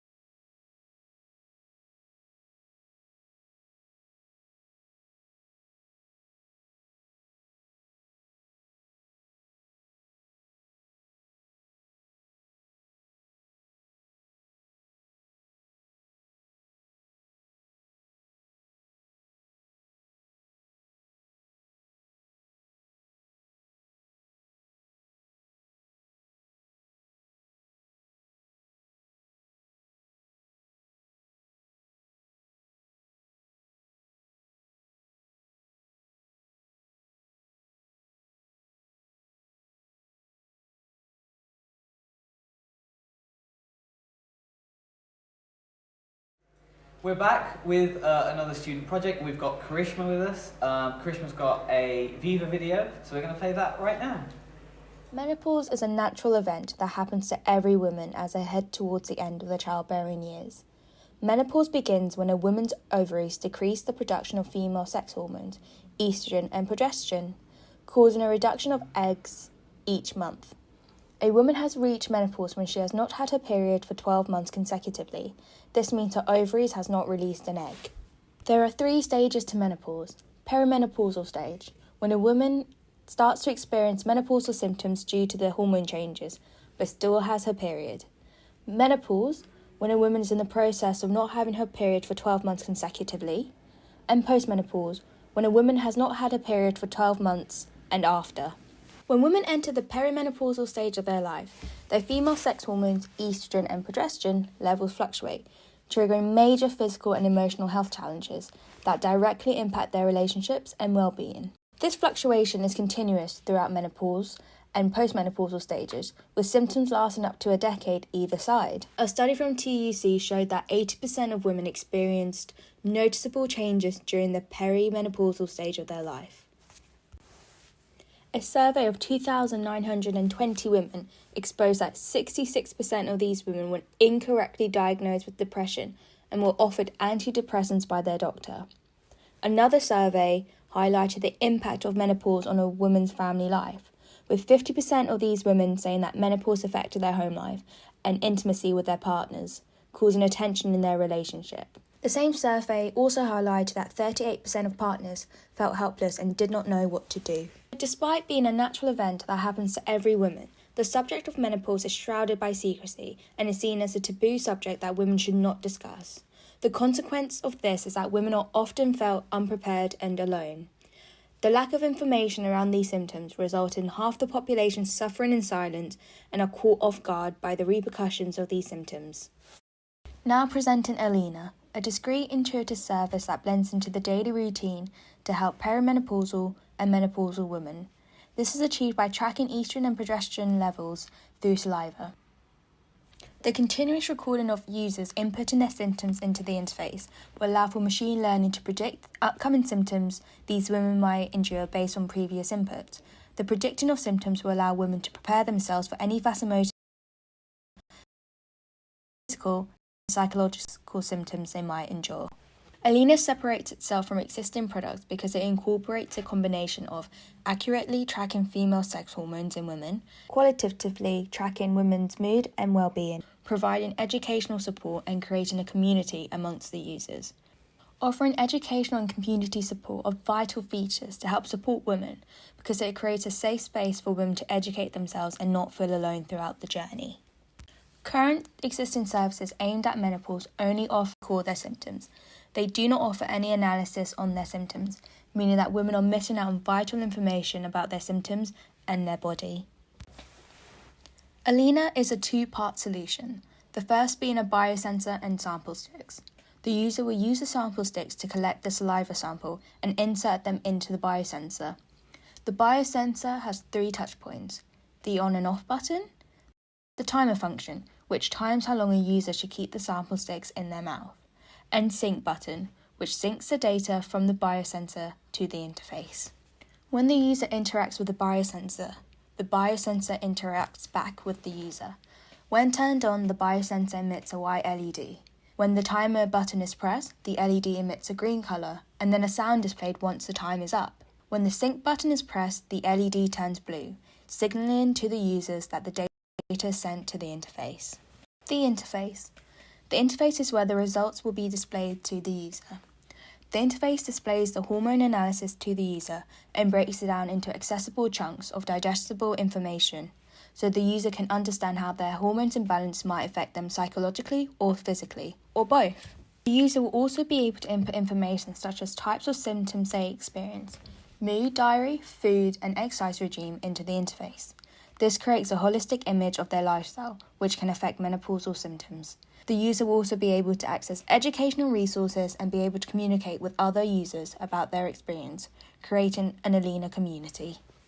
Alina means the beginning of thinking in a new way.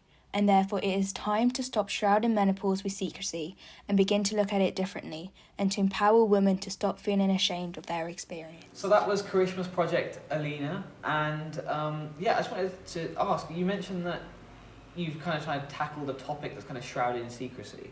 How did you go about researching taboo topics such as women's hormonal health? So when I first approached the topic menopause, it was actually through family friends and my mother actually. So her and her friends were all going through it, and they were just appalled with the lack of research and lack of education out there. So I already had a group of supporters, so that was quite nice to have women who were ready to talk about it. And these women range from, they were like 35 all the way up to 80. So it was really great to have that broad range. And they also went through different life experiences. Some were from Canada, from India, and also with different backgrounds, which was really good. So it helped my research. But I also found on the internet that blogs, like women want to talk about it, but they feel like they don't have the space to talk about it. So a lot of blogs, Facebook groups, and you'd find that women do want to talk about menopause. So that's how I went about it. It's a really interesting project, and obviously user experience and that kind of thing is very important, user input rather. Just wondering if there were any specific kind of user evaluation tools that you implemented to kind of help define your direction. So I did a lot of user interviews and I did a lot of card sorting to help me figure out the key navigations. So on my application I have 4 key navs, and it was a lot of, I just had to listen to what the user wanted. I couldn't put, because I haven't gone through it and I wouldn't know. So it was a lot about listening to their key insights, and then from their key insights figure out what journey they needed to go on and figure out the interface through that journey and how each user would go through each step. So that's how I did it. Yeah, trying to target this more sciencey side of it. I think your use of saliva is quite interesting for a measurement tool. Does it offer any specific improvement over like a blood measurement? So the reason I went for saliva is because it's non-invasive. Okay. Blood is quite an invasive form of sample collection, especially if you want the user to do it each morning. Blood collection is good because that's what the hospitals use, but I wanted a solution where women can get up in the morning and it can fit into their routine. They can collect the sample whilst they're making their bed, and then it'll be done in one go. And this is better than urine because it's so much easier to put a sample stick in your mouth than it is to use urine collection. Sure. One thing that you mentioned in the book actually is the name, Alina, at the beginning of a new way of thinking. I'm intrigued. So I wanted to use a name that was different and stood out, but also not on the nose. I didn't want women to be annoyed by the name. And I thought, menopause is something that women need to think about differently. And the whole, not just women, men, people in the workplace, they need to understand that it's a life habit. People will go through it. It's puberty in reverse. So I think it's about time people think about menopause in a new way, which is why I chose Alina. Because I liked, it was a name and it was still feminine but not in your face. Awesome. Yeah. Very simple. Thank you very much, Karishma, for coming on and talking about your product. We really appreciate it. We'll be back in a little bit with our final for this half student project.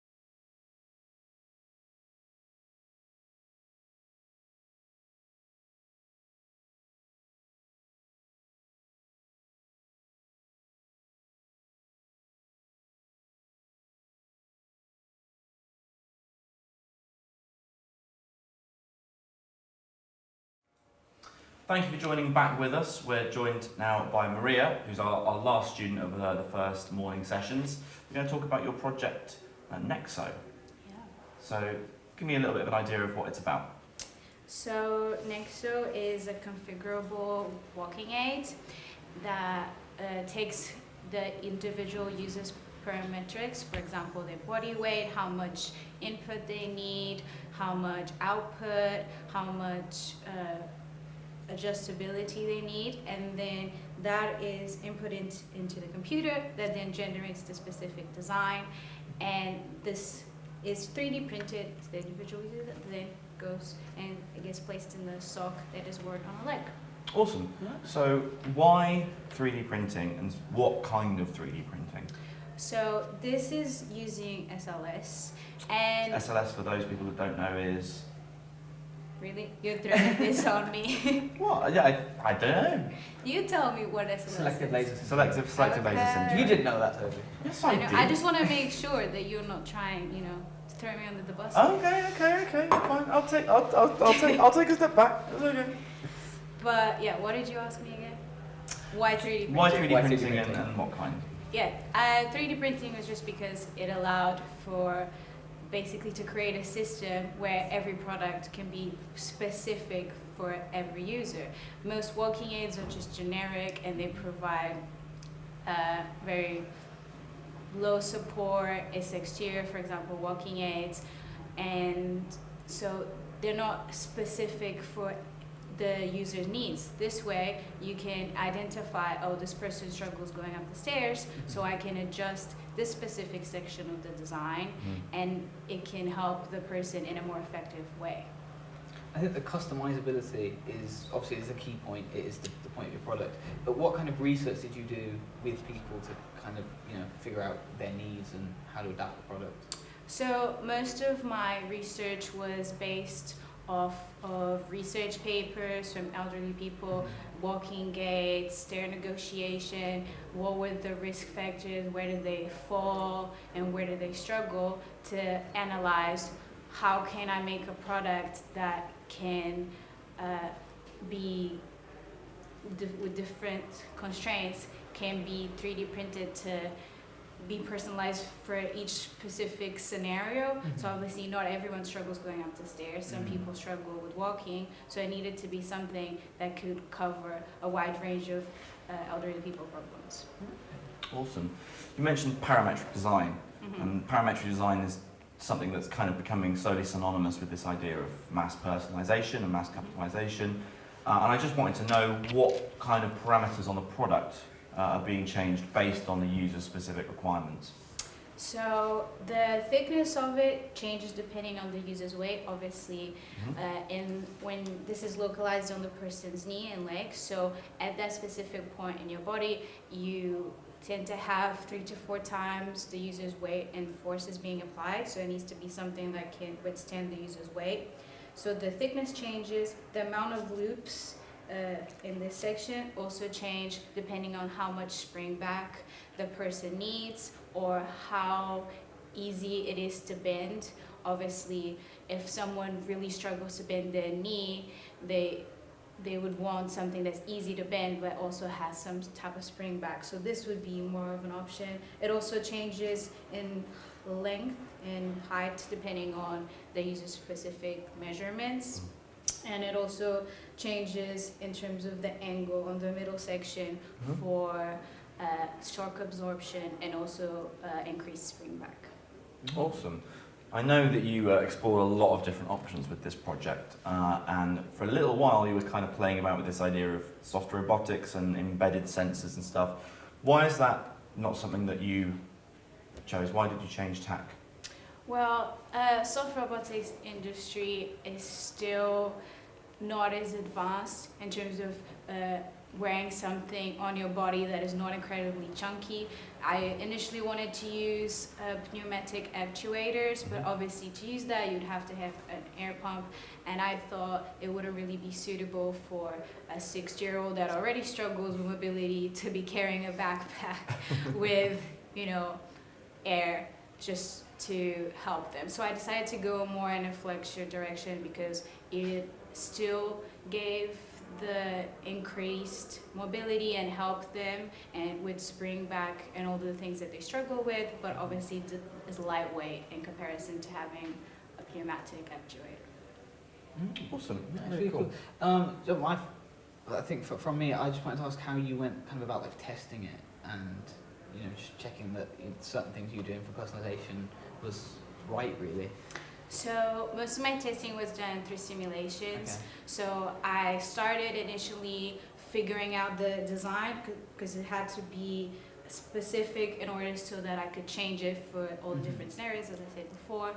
So I did simulations using a CAD model with different user weights, and then once I got a final design, I then simulated different scenarios. So for example, a person who maybe weighs 80 kilos, is going up the stairs but has difficulty bending their knee. So I changed those parameters and I did 15 different variations and make sure that all the simulations were giving the results that the different parameters were setting out to do.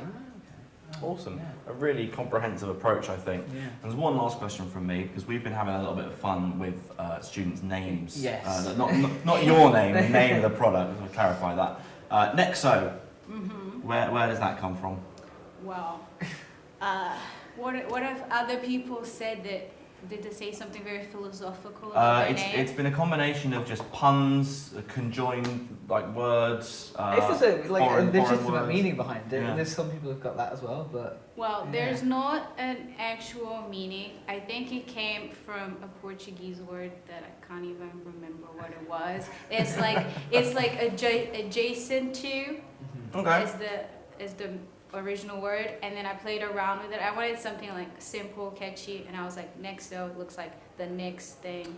Nexo, also you've got the connotations with like exoskeleton, this kind of thing. Exactly. See, you already know my answer before I even asked Yeah, well, Maybe you should take over my project. I don't think that's a good idea. I think you've done an awesome job as it is, and I think I would do nothing but a disservice to it. B, thank you very much for coming on. It's been a pleasure having you and talking about your project. As I mentioned earlier, that's going to be the last student project for this kind of half of the streaming, but we will be back at 3 o'clock, 3-ish? I think, our second half of Mib TV today starts at 3 o'clock, where we've got some more student major project interviews, and then at 4 o'clock we've got our student-led programming, which again, I'm going to keep reiterating, you do not want to miss. Do not miss it. So make sure you tune back in for that. But until then, have a happy lunchtime, and we'll see you again at 3 o'clock.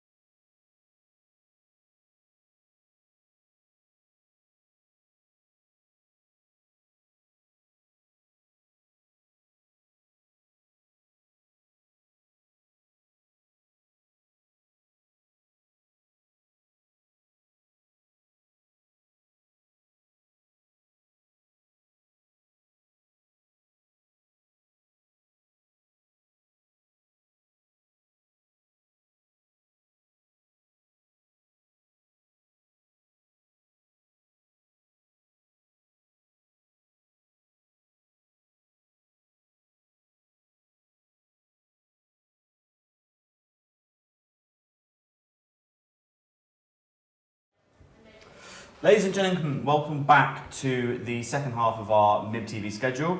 Pav is with me once again. I don't think I'm ever going to shake him at this point. Yes. We're going to do one more hour of student interviews for their major projects before moving into our student-led programming. We've got a couple of things planned. We've already alluded to their not importance, their, I can't think of the word. You don't miss them. We've alluded to their spiciness. We have. I keep using the word spicy that's for one a word reason. for it. Yeah, that's one word for it. But in the meantime, we've got Moritz here joining us on the sofa to talk about his major project. So Moritz, how are you doing? I'm doing well, thanks. How's the showcase Good been to for be you? here. Nice talking to people and lots of more and less well-versed people in design, and it's good to have a. It's awesome. Yeah, and you're in the room next door as well, aren't you? Which is one of the bigger rooms in the large house. Yeah, that's been a steady flow of really people in and nice. out. Always a couple of people about, and it's nice to speak to everyone and see everyone's projects as well. Awesome. Yeah. So tell us a little bit about your project then. So I've been over the last few years really interested in using digital methods and data for producing products and implementing that in manufacturing, because I think it's can really create some more unique products for individual users. And so this was in collaboration with Timberland Pro, so I was looking specifically at work boots and wanted to really define a very niche aspect to how we can improve the experience for a type of worker. And what I found is that there's lots of problems in the roofing industry with foot and ankle injuries and long-term musculoskeletal disorders. And so I made a mechanical solution that sort of adjusts to the specific gait on slopes and hopefully prevent some injuries. Awesome. So it's an insert for a shoe, or that kind of fits in and around the foot. Can you tell us a little bit about how the mechanisms work and they aid to kind of protect the ankle joint? So there's two aspects. One sort of adjusts to the environment a little bit more and is user activated, and the other one changes as gait occurs. So as the person walks, it improves the let's say properties of the boots to reduce the risk of falling and subsequent injury. Sure. I remember catching you once with a couple of 3D printed models, and I know that you were talking about like tension and specifically material choices. What was that referring to? And did you sort out your problem? So to some degree, it's all still, I think, under development to some degree. But I was experimenting with different rigid and elastic polymers to create something that can change as the mechanism changes and changes its position around the foot. And it's quite tricky to get it right to where the strength of the part is good, but also enough elasticity occurs. Difficult word. That's a tricky one. So a little bit of context for people watching. I know Moritz's project quite well, as I do with B, who was in earlier, because we're all in the same major project tutor group. And as with all our projects, 3D printing, additive manufacture played a big part in your major project as well. So I was just wondering what constraints and how you went about designing for additive manufacture specifically. So I think based on the use of SLS technology, the constraints are maybe a little less limited than in what you were working on with FDM, but subsequently more expensive, and that's why I really tried to home in on this mechanism design aspect, because you need something that's quite sort of high fidelity, something that's difficult to mold or make any other way. But and then looked into sort of nesting parts as well to reduce costs. It's very interesting. I have a question with regard to the visuals you've done.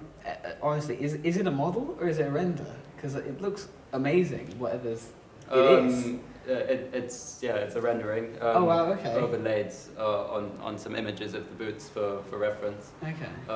Yeah, I mean there were some mechanical models as well, but under development, these things are always maybe less attractive than you'd want to display them as, although very useful. And the parts that you ended up making, how did you go about testing them? Did you do it? Was it all digital, or did you do any physical testing? Yeah, so I did some printing of some initial mechanism and developed those over time, and tested out what worked and what didn't, and what breaks and doesn't, and what can carry the forces in tandem with simulation work. Yeah. I can remember the little like locking leaf springy prints that you did. That was kind of the first thing that I saw you doing with like the support under the heel, and that's kind of progressed into the kind of flexural flex cam. That's the one. Yeah. So how does that work? So it's a mechanism that changes based on the state of the ankle, essentially, and the rigidity of it changes. So based on iterative simulation, so sort of a topology strategy to create new forms that iteratively improve, hopefully, over time. Yeah. Awesome. Very cool. Yeah. Very, very technical. It is. You're a product design engineering student, aren't you? You're one of those ilk. The weird stories, whatever. I applied for industrial design actually at Brunel, and then changed to product design, and then changed to product design engineering. You went all the way from one extreme to the other. We'll find out, I think, what we're really good at. I think it's one of the benefits of the course, really, to have a broad thing that you can home in on what you really like to do. No, absolutely. No, thank you very much thank for you. joining us It was today. nice talking. We've enjoyed learning about your major project, and we really appreciate it. We'll be back in a quick second with another student project.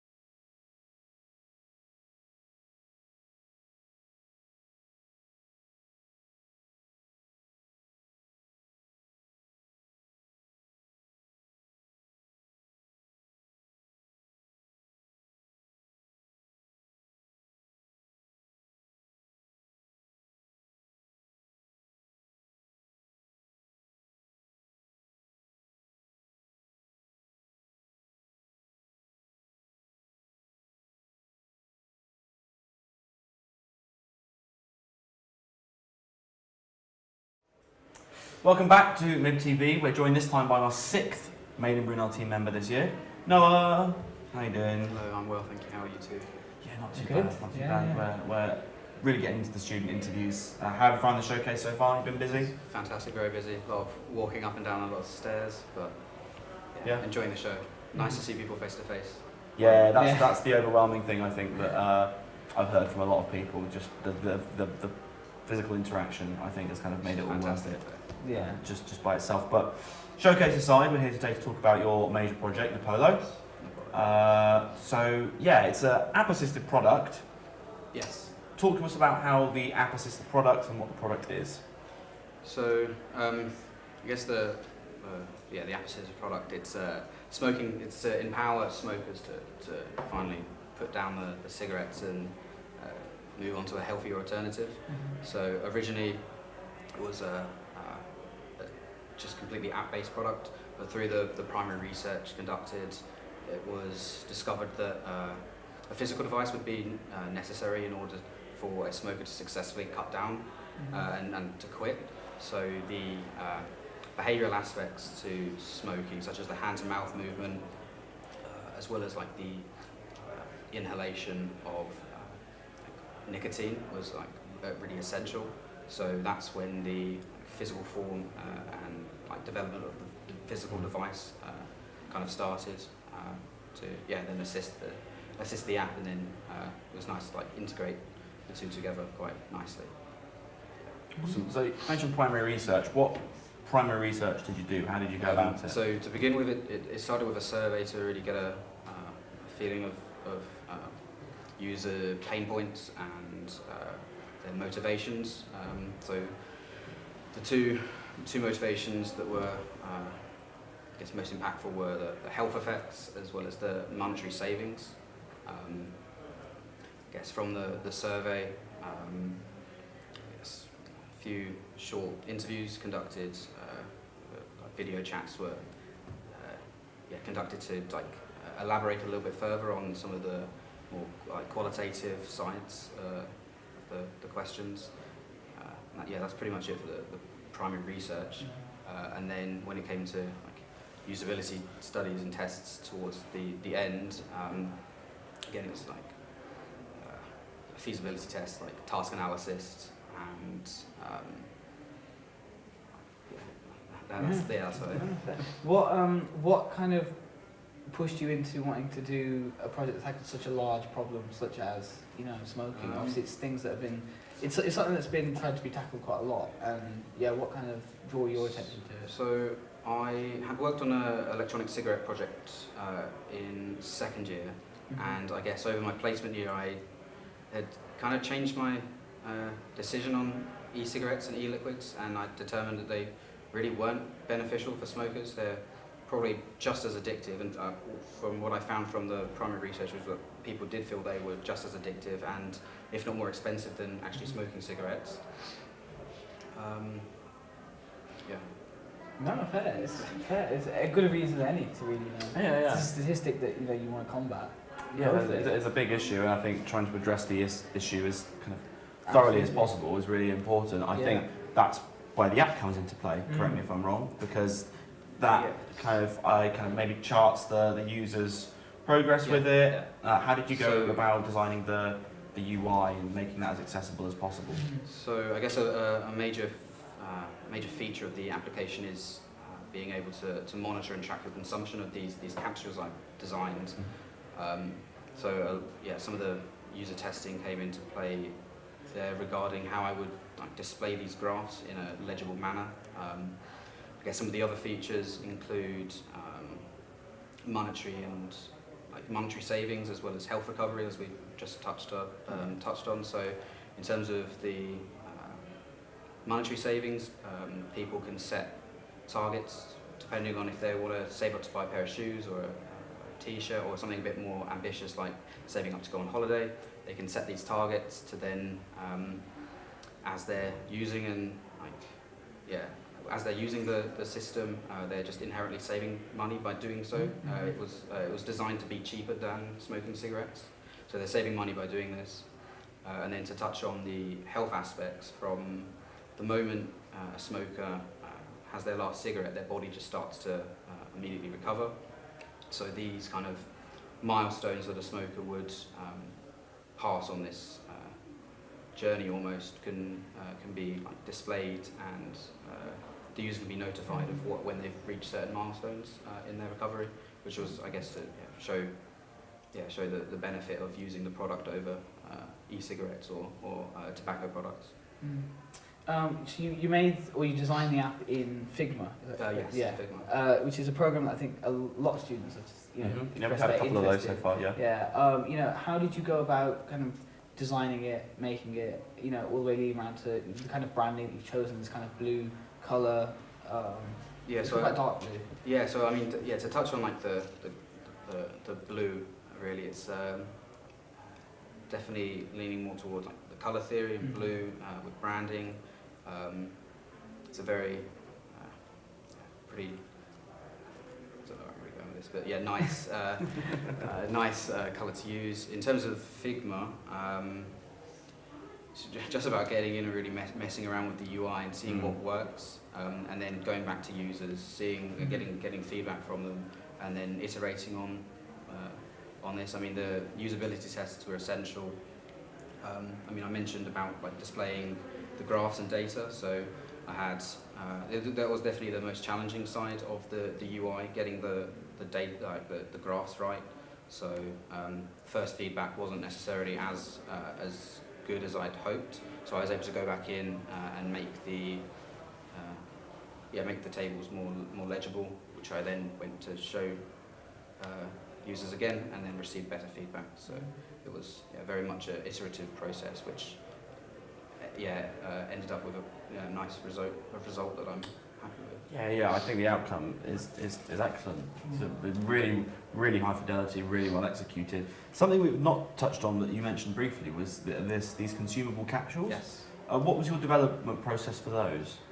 So in terms of inspiration, I kind of looked towards the e-cigarette market, specifically like Juul and some of the UK-based products. In terms of the capsule, they're pretty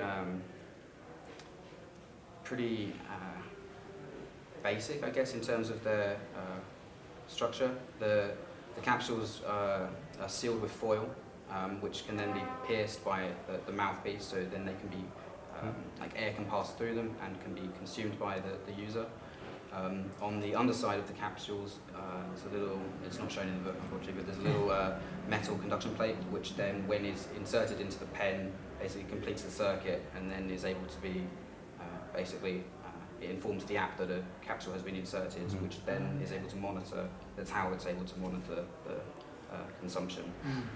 In terms of the nicotine, it's basically taken from kind of the nicotine replacement therapy market, so like the patches and lozenges that are readily available.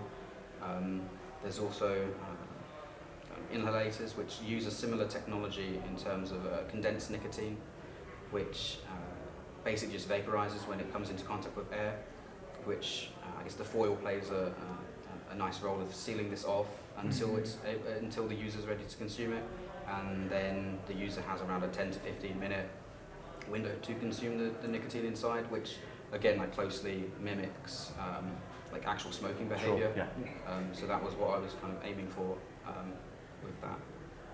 That's really cool. Yeah, it's a Very really neat technical. solution. Good job. And you're industrial design, aren't you, Noah? Yes. So it's quite a challenge to take on something like that from a more traditionally, human factors based.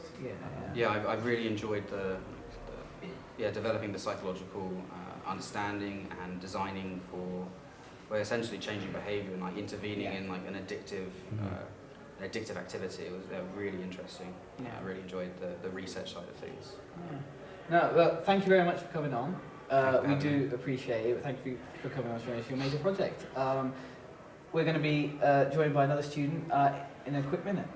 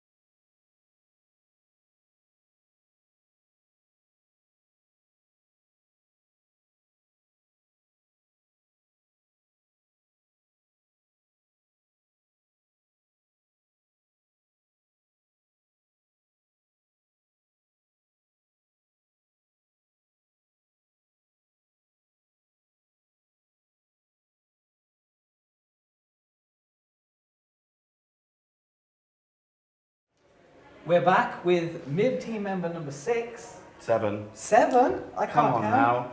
No, 6. All right, 7. 7. We're going to go 7 with Barney. And Barney's got a Viva presentation video, so we're going to be playing that right now. This is a presentation about my major project. I hope you enjoy. The hairdryer is a product many of us use on a daily basis, but most of us are unaware of the poor design flaws and negative user experience. Continual growth in the hairdryer market can be seen through several market drivers. However, market growth fell by 4.3% last year in response to COVID-19.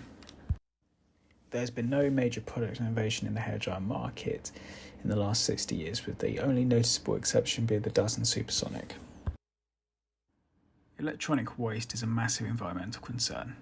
In 2019 alone, over 52.7 million tonnes were produced, with less than 20% of it being fully recycled. In terms of per capita waste, the UK was only second in 2019, producing over 1.6 million tonnes. As can be seen in the bar chart above, this predominantly was in the form of small electronic products such as hairdryers and toasters. In March of 2021, we saw the introduction of the Right to Repair law, which will require all electronic products to be able to be disassembled and repaired by users at home. In user research carried out, it was found 3 out of 5 women perceive quality as a more important factor over price when it comes to selecting a hairdryer. With the issues highlighted, a redesign was clearly needed. However, using existing forms would be difficult in such a congested market. As a result, there was only one option: to completely redesign the hairdryer from the ground up. The end result is an elegantly designed product for the target market. The aim of the redesign was to create a unique and different user experience. This meant doing something entirely original, which resulted in a dual function and purpose product. This product can be used as both a hairdryer and a desk heater / cooler. A mode switch can be found at the rear of the handle. This enables the user to quickly change between product modes. Featuring at the front of the product is an LED ring. This is used as a visual clue to the user on the temperature of the product. Key to the design of the product is a modular component system. Once the dust filter has been removed, the user unlocks the product. The integrated bayonet fixings inside the product allow for a complete separation of all components. Individual components can now be repaired and replaced without the need of disposing of the entire product. For example, the fan blades can easily be repaired and replaced by simply removing it from the holder. Reattaching all the components is just as easy, as they are securely locked using the bayonet fastenings. Repeated product assembly will not affect the performance nor efficiency of individual components.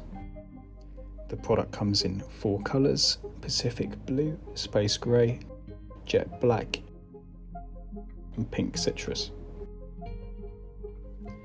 This project lasted 9 months, and despite everything currently happening, I'm extremely happy and proud of where this project has ended up. It is definitely a project I want to take forward into the far future, but that's something for another day. This has been a quick overview of my major project. Thank you for listening.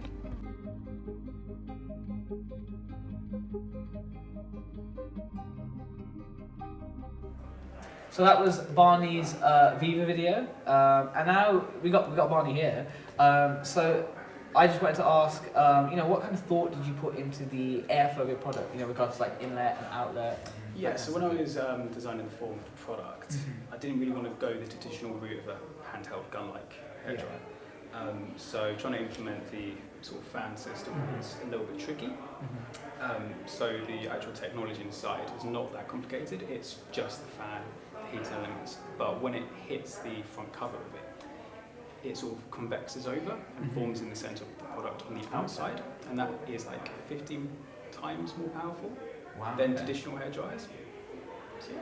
Oh, that's quite interesting, yeah. And the form of the product is quite a striking form. I do like the form. Can you maybe show us with your hands like the scale of the product and chat more a little bit about the form? Yeah, of course. So it's only 150 by 150, and then the handle is I think 120 millimeters long.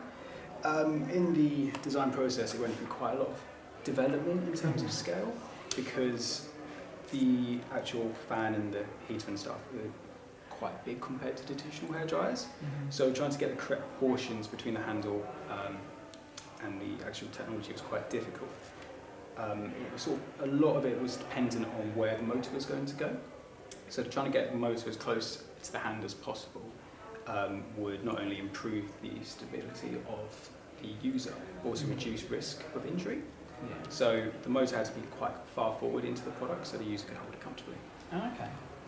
It's really interesting because there are products on the market that we think, you know, that's done. We've sorted that. We're finished with that. Hair dryers, for me, was one of them. So I'm intrigued to know how the idea came about of rethinking something that is, you know, we were done with. Yeah, so the original idea started last August when placement work started to die down. And the more research I did, I sort of discovered that there were more and more problems found in hair dryers.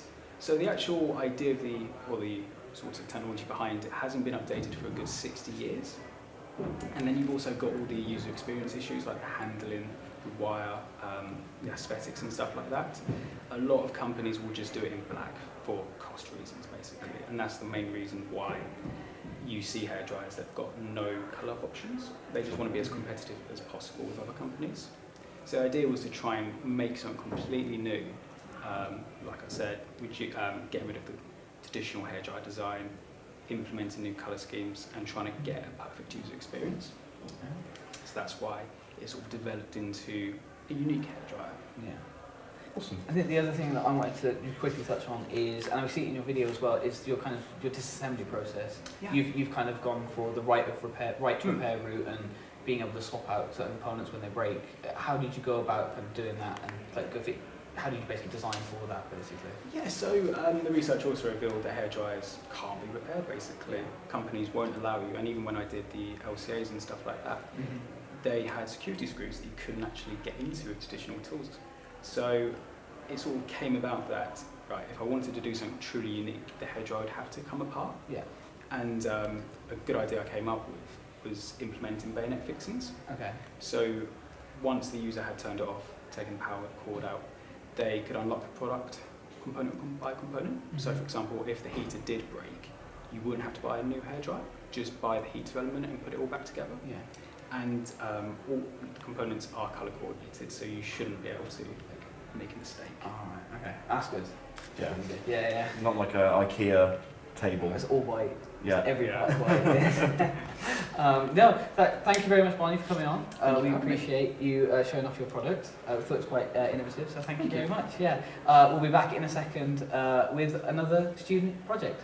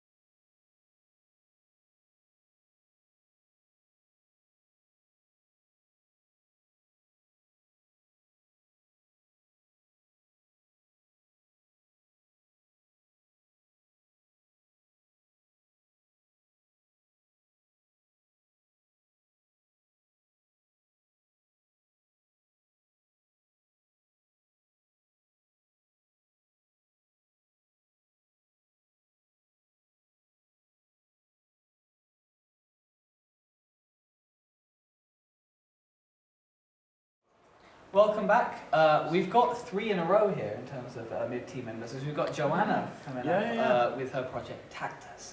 And we've got Joanna's Viva presentation video to show you right now.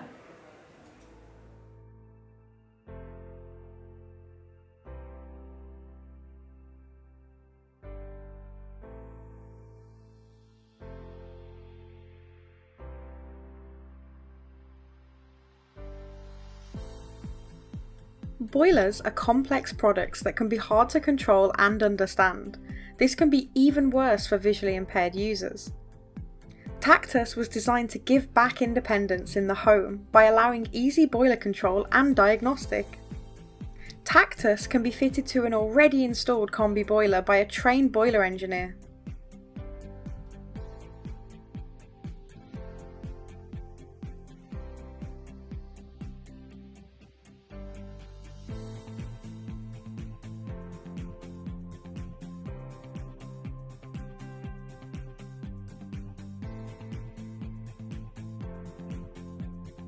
The Tactus diagnostic device comes with 4 wiring pins on the back, and all 4 screws require being loosened to fit the wires from the boiler.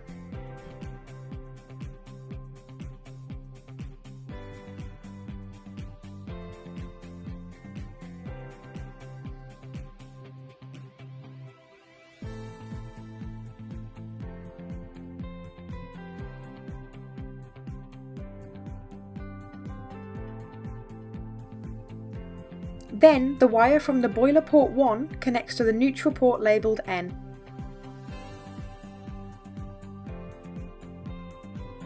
The wire from the boiler's port 3 connects to the live 1 port labelled L1.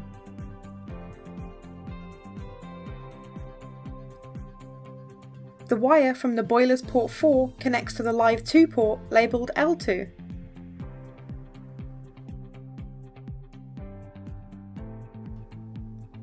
Then the wire from the boiler's port 5 connects to the live 3 port labelled L3.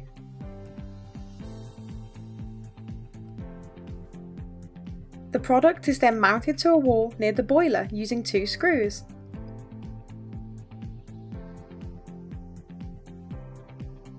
The flame detector is then placed internally at 6 cm away from the flame.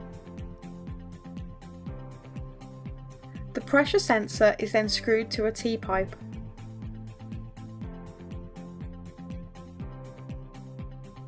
The filling loop is then isolated so that the T-pipe can be fitted. Finally, the temperature sensor is removed from the backing and stuck to the hot water outlet pipe.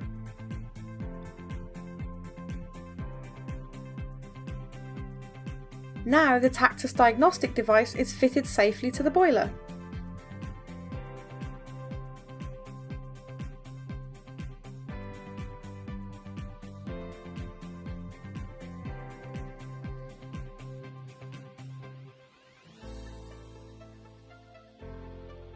The Tactus Hub is a tactile device that can be fitted to any wall in the home. We make sure to discuss with the user the best place for them to access.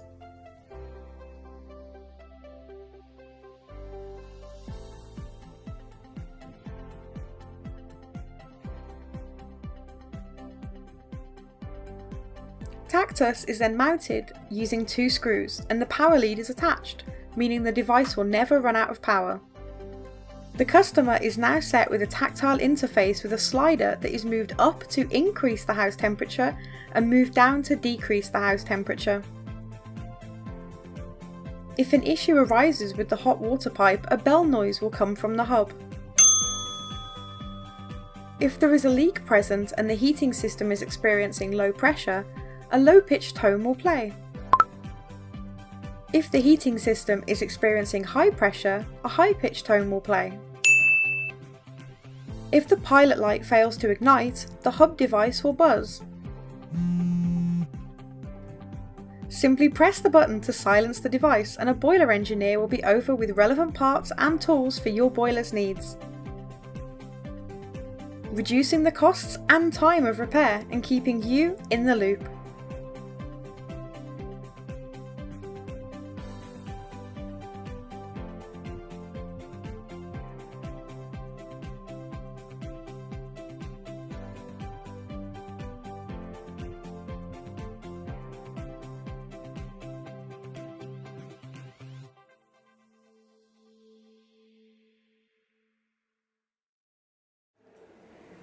So that was Joanna's Viva presentation for Tactus. Yes, Joanna, you are product design engineering, so there's a lot of technical aspects with your project, and you touched on them in your video. At any point with your design process, did you like consult with boiler specialists, for example? Yeah, I was actually really lucky because the project was a co-innovate project, and the university managed to get 2 companies that helped me. So I spoke to specialists from Switchy and specialists from Bosch, and they were both really useful because they gave different sides of how their products had done boiler diagnostics or not done it as well, and things they'd struggled with. So it was really useful. Yeah. And what's the kind of like the biggest challenge that you've had to overcome during the design process? Honestly, it was trying to get user feedback, because like one of the hardest things is as much as we feel like we understand visually impaired people, we don't, and it's really sort of giving them the product and letting them touch it and watching how they interact with it, because there was loads of things that I found quite shocking and I wouldn't have really thought of without managing to find people, and COVID made that much harder. So I ended up making loads of models and sort of posting them off to some visually impaired users that got involved. That's quite cool. It is. Your project, I've spoken to you a little bit about your project. However, I didn't know its name until it went in the book. And Pav, you whispered it earlier. I whispered it. Really got my attention. So, Yeah. is there a story behind the name? Well, the ridges were kind of added to the product on the tactile one, so on this one. And the ridges were added, and it kind of gave it a cactus look. Okay. But because it's a device that focused on sort of tactility for the blind, we kind of just went tactus. That's how it was made. I just whispered it because I thought it was funny to just keep whispering. To be fair, the whisper, It the does whisper sound, re- yeah. the whisper really adds something, a mystique to it. I imagine that. For everyone watching it in all the TVs, that's going to be terrifying. Joanna, you want to look down that camera? No! No, I do not. Yeah. Joanna, you're a product design engineering student as well, but the user experience stuff, design for visually impaired people, inclusive design, tends more towards the human factor side of product design. So how did you balance the two? Oh, I literally did split it down the middle, because my supervisor and my second supervisor very much did both. So I spoke heavily to Federico sort of in terms of getting the embedded systems in the more sort of technical diagnostic unit, and then got some help from Richard Evans for the tactical side of it. Because I do really like both, because I really enjoyed my human factors module. So I took my 2 favourite modules and kind of squished them. Oh, that's quite cool. That's quite cool. No, thank you very much, Joe, for joining us on the show and showing off your major project, Tactus. We'll be back in a little bit with another student project.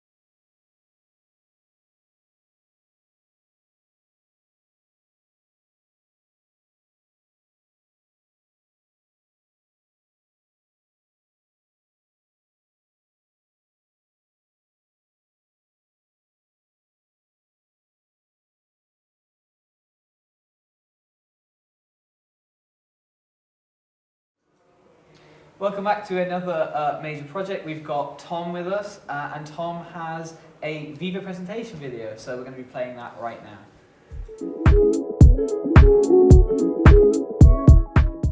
Hi, my name's Thomas Sutton. I'm a product design engineer at Brunel University.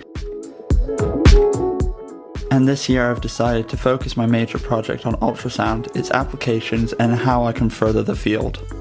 Ultrasound is a world leader in non-invasive diagnosis technology. It is most commonly used in monitoring the development during pregnancy. But it can also be used to calculate blood flow to evaluate the heart condition, guide a needle for biopsies, and help diagnose breast cancer. To keep the image quality clear, the nurses have to constantly calibrate the equipment with an ultrasound phantom. Currently, there are several ultrasound phantoms in the market to calibrate dimensional accuracy, but there isn't anything to calibrate blood flow. So my major project is focused on developing and manufacturing a ultra-heart phantom with pulsatile flow called UltraHeart. The ultrasound heart phantom has three major components: the form, the electronics, and the ultrasonically sensitive materials. Form. This is a medical product intended to be used in hospitals, therefore it needs to fit its environment. The UltraHeart is white to show how clean it is, and square for ease of storage. I have made all the interaction points ergonomic and blue so that they stand out. I have also encased the heart in clear acrylic so that the user can visualize the blood flow. Electronics. The electronics include the Arduino, pump, and display. The Arduino is the brains of the electronics. It reads the dials to display a BPM and controls the pump accordingly. The LCD display shows a BPM and a graphic to give the customer a value to compare to their calculated BPM. The pump is a 12-volt peristaltic pump with the gearing to a maximum of 200 RPM. The RPM is comparable to the BPM. The ultrasonically sensitive materials. Ultrasound works by sending and receiving high-frequency vibrations from a piezoelectric crystal. To simulate muscle matter correctly, you need a medium and dampeners. The medium used in the ultrasound heart phantom is gel wax, and the dampeners are microscopic glass beads. Final product.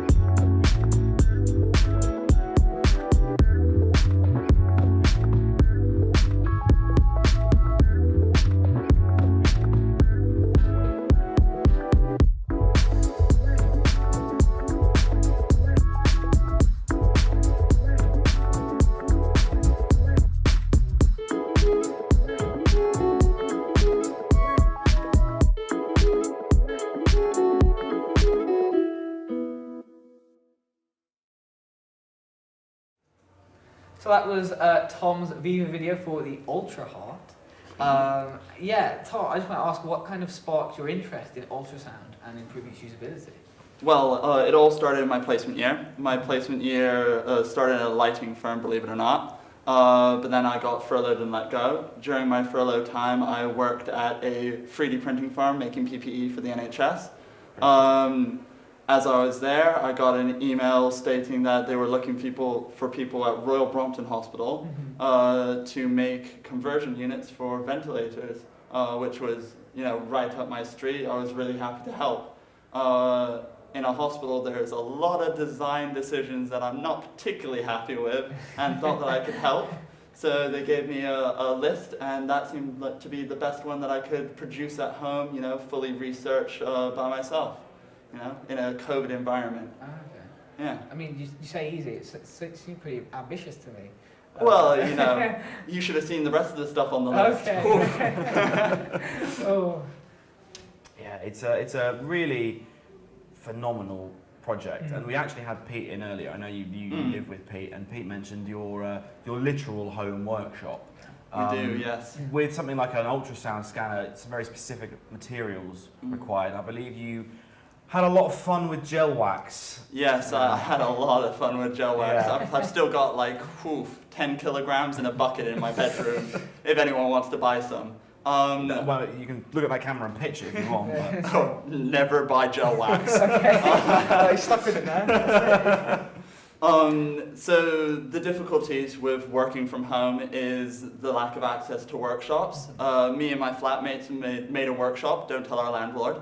And second time it's been mentioned. Yeah. Landlord's going to find out. So. I'm not sending him the link if you don't. So it was really interesting trying to overcome those problems. There was a couple of things that I knew straight off that I was going to be 3D printing 90% of the base. I went to Facebook Marketplace, lifesaver, got a heat gun to bend some acrylic, you know. We got a bandsaw, real cheap, fixed it up so that we could cut a couple of things. But the interesting thing was gel wax is a hydrophobic but also very sticky material. So I couldn't do a lot of my manufacturing in an environment where there's a lot of sawdust, a lot of extra stuff. So the majority of my project was made in a more sanitary environment, e.g. my bedroom floor. Yes. So yeah, there was all those little complications that came with it, but I feel like it's worked out quite nicely. I've got a fairly decent model outside that some people seem pretty interested in, so I'm quite happy with the result. Yeah, awesome, man. I was going to say, it looks quite good on your stand and everything, so I'm glad to know it's all coming together. It's been drawing a little bit of attention, which is nice. Get to talk to a couple of people from industry, and everyone seemed to have quite a positive response to it. Awesome, man. That's really good, yeah. Great job. No, thank you very much, Tom, for coming on. We appreciate it. We'd love to hear about your project. Thanks for having me. No, thank you very much. I think we've got one more student coming up for today. Yes. So we'll be back shortly.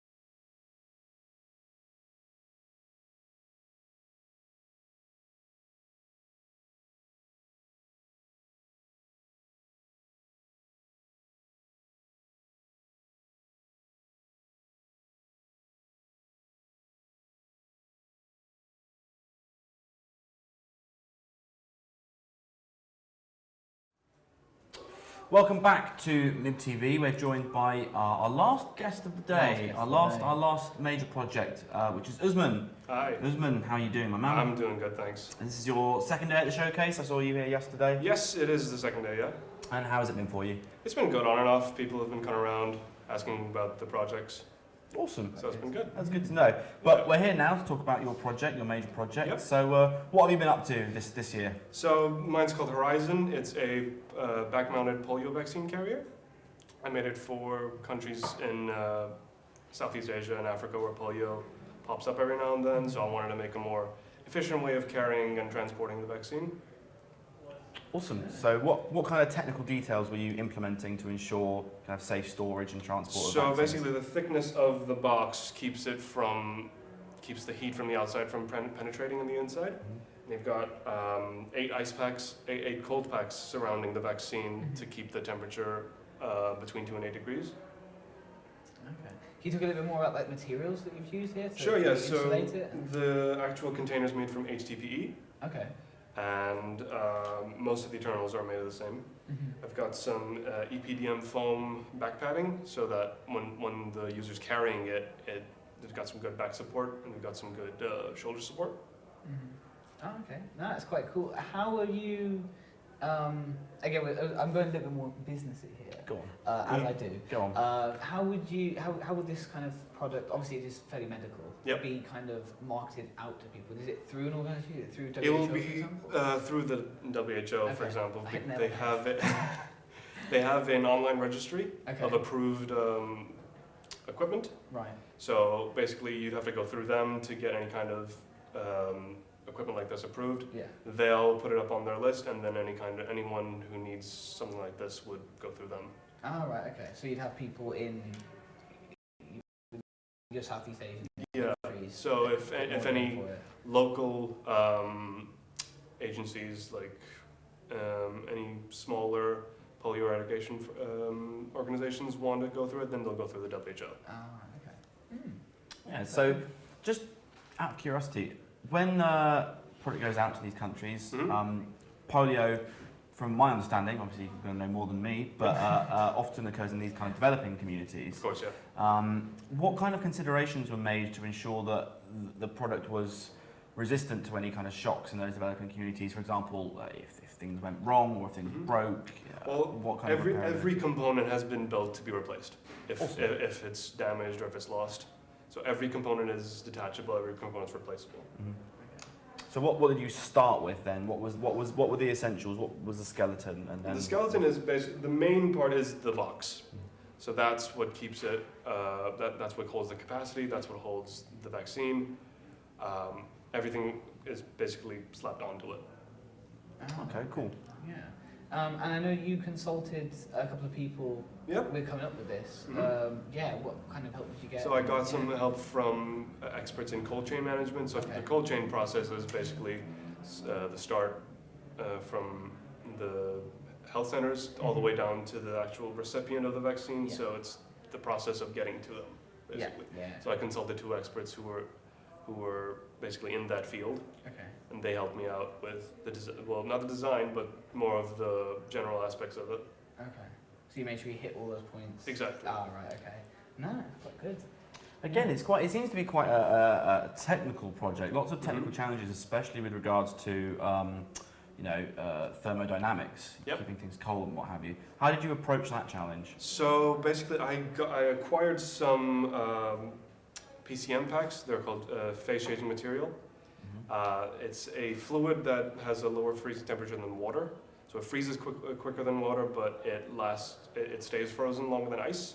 Okay. I put that into a hot box at 45 degrees for 10 hours, just to see how it would do, and it stayed from 0 degrees to 8 degrees for that period.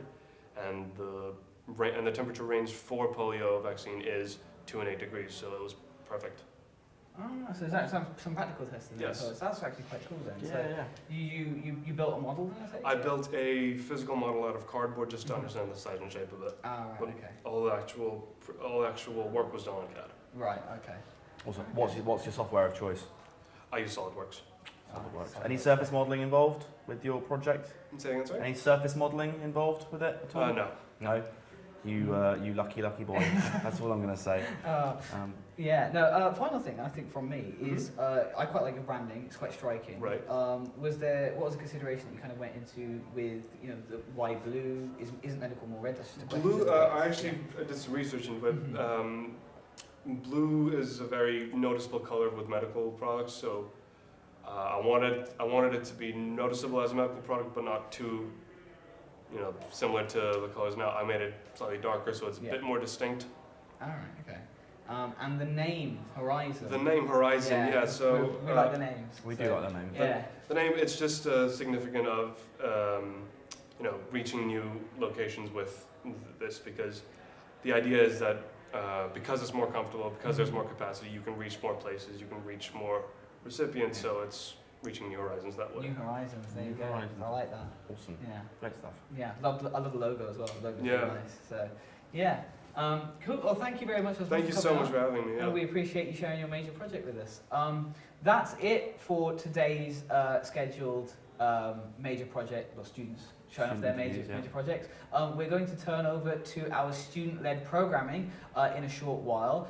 We've got coming up for you today, we've got the Women in Design podcast live, so that'll be coming up shortly. And then right after that, at around 4:30ish, we've got Above the Fried Chicken, which again, you do not want to miss. So make sure you're back to watch those shortly. But yeah, we'll see you in a short while.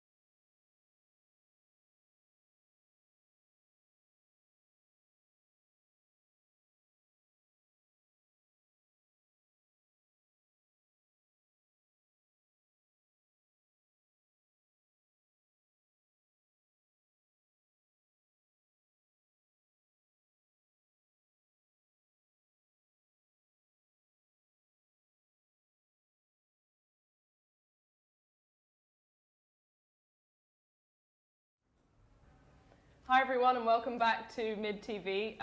It's Alison and Karis here. If you don't know or recognise us, you might remember listening to us on the Women in Design Made in Brunel podcast, Unfolded.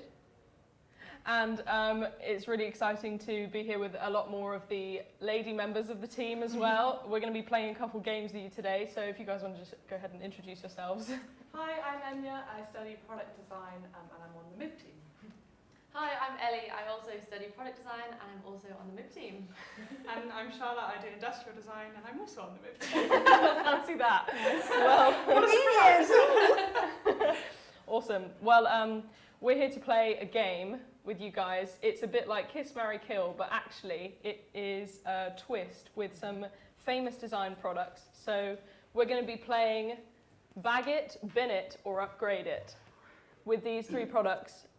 So first of all, we got obviously a Polaroid camera up here, we got a Roberts radio, and we've got the Juicy Salif. I was about to say it was by Tony Stark. Again, it's not, it's Philippe Stark. Tony Stark is Iron Man. We'll just, you know. It's not real. No, unfortunately. Anyway, so how do we want to kick it off? What would you go for, Karis, if you want to bag it, bin it, or upgrade it? I'd bag a Polaroid camera because I love them. I'd bin Juicy Salad because it's just more hassle. I'm sorry, it's more hassle than good. And I would redesign this one.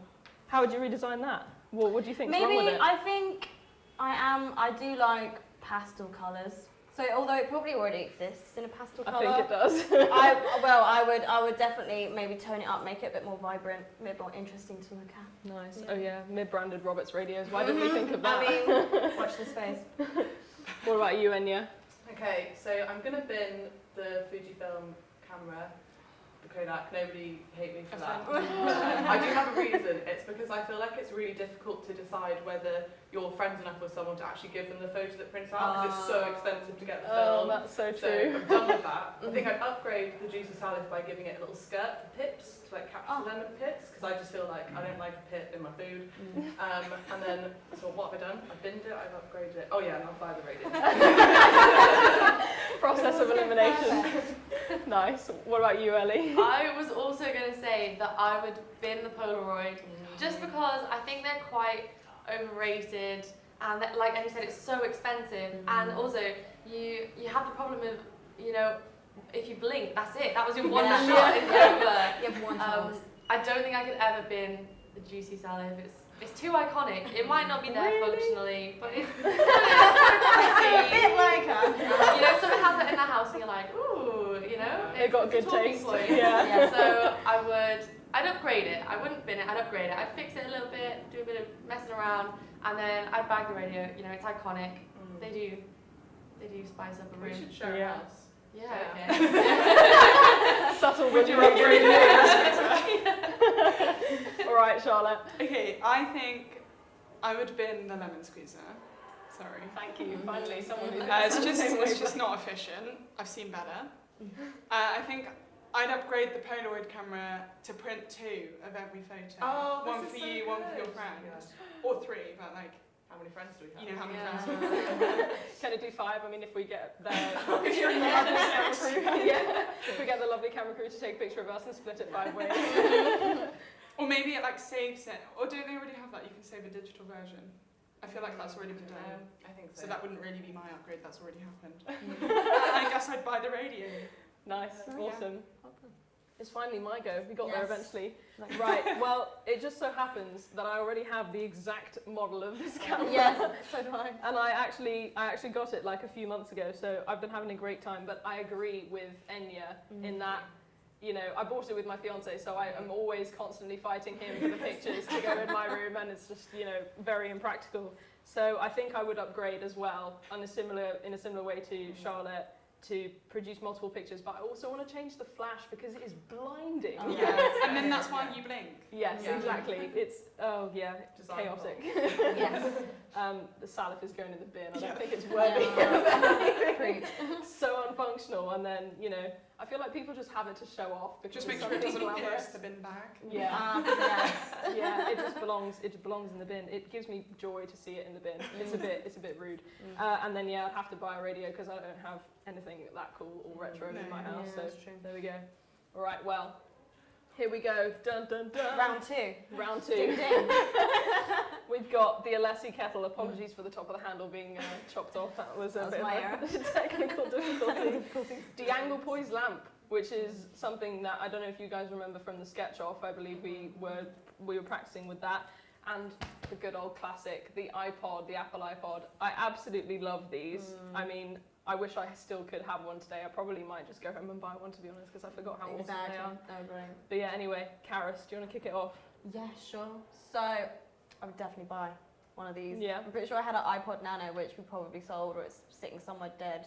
So I would love to be able to use one of these again. I remember playing like solitaire on it, or something like that, and listening to music. It was great. And I got it filled with Christmas music when I got it for like Christmas or something. So it just brings happy memories to me whenever I look at it. I would probably redesign the lamp. Bold move. I know. I feel like I regret that decision now.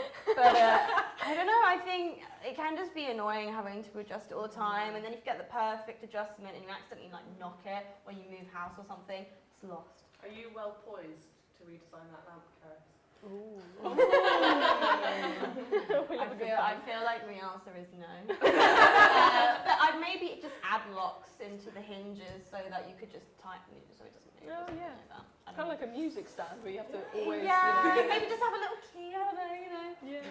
And then I would bin the kettle because I don't use them. I don't use them enough. I don't drink enough tea. Because it's missing a handle. Yes, yeah. It would part of a handle. Right, It's not there. It would be too hot. Yeah, a tea towel would have to be true. involved. Yeah. Fair enough. That's my decision. All right, Enya, what do you think? I'm actually really struggling with this. Yeah. My blood is basically tea. So I think I'd probably upgrade the iPod just because there's definitely not enough storage on there for all of my music. Right, I'm gonna bin the kettle because I can boil my water in other ways. Angle poise literally got me through this year. Really? Like those early morning, late nights, I won't be here without it. Add a lot to it. Yeah, that's it. Keep the lamp, upgrade the iPod, and bin the kettle. Nice. All right, Ellie. Okay, so controversially, I'd have to bin the iPod because if you think about it, when it came out, it was great. But nowadays, you've got your phone, you don't need another device in your pocket. Oh, and you're taking that route, are you? Well, you already bought the radio last round. Yeah. Oh yeah, I did. I don't need So you another don't And you know, headphones that are wired, they're going out. So can you connect your AirPods? Who knows? So that's going straight in the bin. The kettle, I'd have to upgrade. I think, I don't know what I'd do, but I'd do something, because I couldn't bin it, it would hurt me, because it's quite an iconic design, it's visually pleasing. And then angle poise, I don't know what I'd do without them. Honestly, my little desk gets so dark, and it's so, when you're trying to motivate yourself to do your work in a dark room, it's so sad. And I need the light, and I love that you can adjust where you want it. It does get a bit hot when you know, moving it around, but I can live with that. I don't know about you guys. I feel a bit left out. I feel like all of you guys have an angle I poise don't lamp. have I don't have I have a normal lamp. Yeah, mine's just from IKEA. I don't have a lamp. I just use my computer screen. How bad is that? Oh gosh, Oh, right. God. Charlotte, your turn. Okay, so yeah, I also have survived 22 years of life without an angle poise, so I probably would bin it. I'm sorry.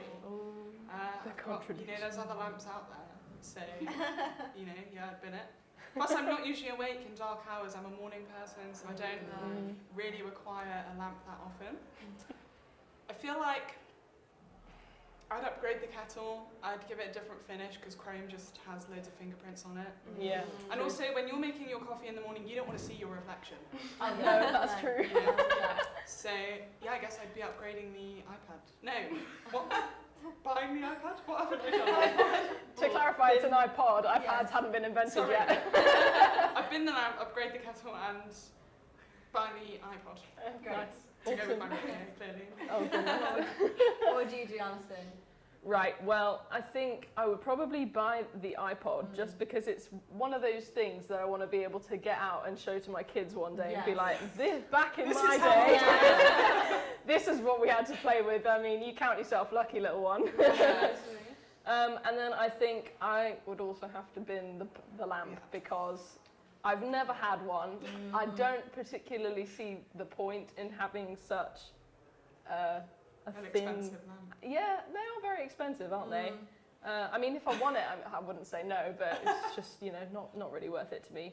And I think I'd have to go, Charlotte, with upgrading the kettle as well, just because I agree that chrome is one of those materials that just doesn't really stay as pretty and nice as it looks in that picture for very long.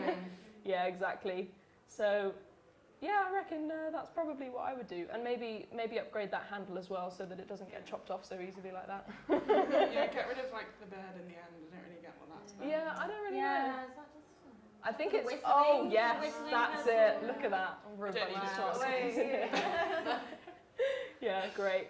Awesome. So now that we played a couple rounds of that, I think if we just sort of, I think we've got a few questions for you guys in terms of how you've been seeing this year's show and what you think about some of the other projects that some of the other female designers on our courses and stuff have been getting up to. So do any of you have like a specific favourite of any of the projects that have come out so far? I mean, I know these two by these girls called Ellie and Enya. No, I think it's nice. I think especially because this year the Mib team has very been like evenly split, and I think when we 4 years ago, doesn't seem that long ago, well 5 years ago actually, when we were looking at uni, I remember there being stands about like females in engineering and thinking like, yeah, we really need to get more females out there. So I think it's been nice to have like quite an even split and having like some females winning some awards last night. Yes, Yeah, it's just good. It's positive, and I'm hoping like it inspires more females. Yeah. Yeah, definitely. Yeah, I really liked Lou's on the same floor as me, and she's done an app all about sort of replacing the in-store experience in cosmetic shopping with a technological experience. So I think sometimes it just feels really 2D and a bit fake when you're trying to shop online. You don't get people's recommendations, and like you'd go into a store and pick up a tester and you couldn't do that for like months on end. So Lou's made this amazing app that's like beautifully like colour coordinated and just makes you feel like you can really trust the products that you're buying, and you can like get all these different shades, and it's just a really beautiful piece of like user experience like design. So I think that's one that I've really enjoyed like flicking through on my phone because she mocked up like the app with XD. So yeah, that's definitely been one of my top ones. Yeah, oh, really nice. Yeah. I'd say I really like the way that a lot of women designing at Brunel this year have tried to break taboos. So I know Karishma's in particular, she's done a lot with trying to help women with menopause track their symptoms and just really speak out about it because it is still quite hush-hush. So I really like that, women we're gaining our voice, being louder, absolutely. speaking up. Yeah. One thing I really love about the projects this year is the amount of people whose projects were linked to sustainability. That was really kind of encouraging to see that so many people have found all these things that can be changed or improved. And I think there were some really cool physical prototypes in our room as well. We're in the same room for sustainability, aren't we? And it's not just all the boys with their fancy 3D printers and models winning prizes and all that stuff, but there's some of the other ladies have got some really cool sort of I was going to say that Alice has done a full like robot, robotics and medicine. I mean, that is very technical. Absolutely fascinating. Yeah. One thing I feel like, even though I thought I would have expected this year more people to go into user experience and user interfaces, just because doing all the major projects at home and stuff, it's been really different, hasn't it? Rather than being able to work in workshops and to make something physical. So in a way, I'm surprised that so many people managed to still produce such like good quality models and things because of that difference that we've had really this year. But I think it's really encouraging, definitely. What do you think? Yeah, no, I do. Definitely with what Charlotte was saying, it is great to see that a lot of women haven't shied away from producing really technical, really interesting products. It is really inspirational to see products such as Alice's, this really technical, mechanical kind of device. And it's really nice to think that people looking around the show or like maybe future students who might be coming to Brunel to study the course are going to see that and maybe take inspiration from that. And I think that's a really valuable thing for like young female designers to see coming around the show, to see such strong products by female designers. So it just makes me feel very proud, and especially because, as you said before, the Made in Brunel team has got a great split between having both male and female roles. And I think that again is going to provide great inspiration for future students and seeing like what we have been able to achieve over the last year. Yeah, definitely. Yeah, I think after those statistics came out as well, I believe it was before Christmas when we were working on, I can't remember exactly if it was before, it was the sketch off, wasn't it? Yeah, when they came out about the percentage of women who are in design compared to the percentage of women who are students studying at university. And I was very curious about what all those women were doing after they graduated and what they ended up doing and why those statistics were that way. But then I guess you also get people like Charlotte who they finished their design degree and then decide to go and do something else. It's okay though, it's all transferable skills. And yeah, absolutely. And to be fair, I mean, my major project was part of the motivation to go into medicine and everything. Yeah, that's really cool. Yeah. Oh goodness. Awesome. Great. Well, I think we've had a really great discussion. We've had a chance to play a few rounds of, now let's see if I can get this right. Bag it, bin it, or upgrade it. Okay, we did it. And we've had some great discussion as well. So we'll see you guys later with Back to Normal Mib TV.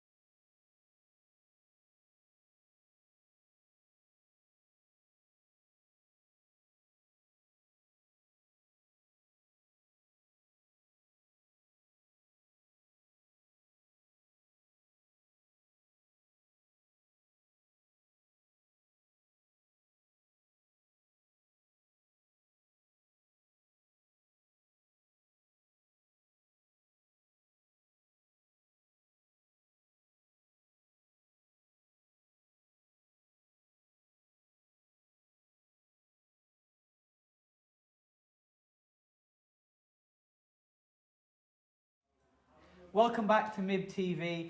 Huge thank you to the girls with the Women in Design podcast. That was a really enjoyable segment. And if you want to check out the audio for that, it will be available on our podcast stream on Spotify and all the other apps, either later on today or tomorrow. So make sure you check that out. There's also a load of other episodes as well that they've done available there, so please check that out. You can find all the details on our website, madeinbrunel.com.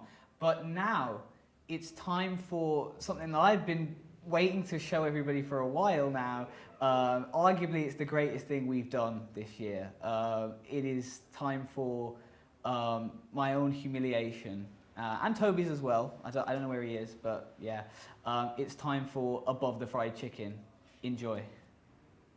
Anything at any point could tip me over the edge, and I would just start hurling without notice. Do you want a Subway napkin to have the tears away? No, I want to die. Want to die?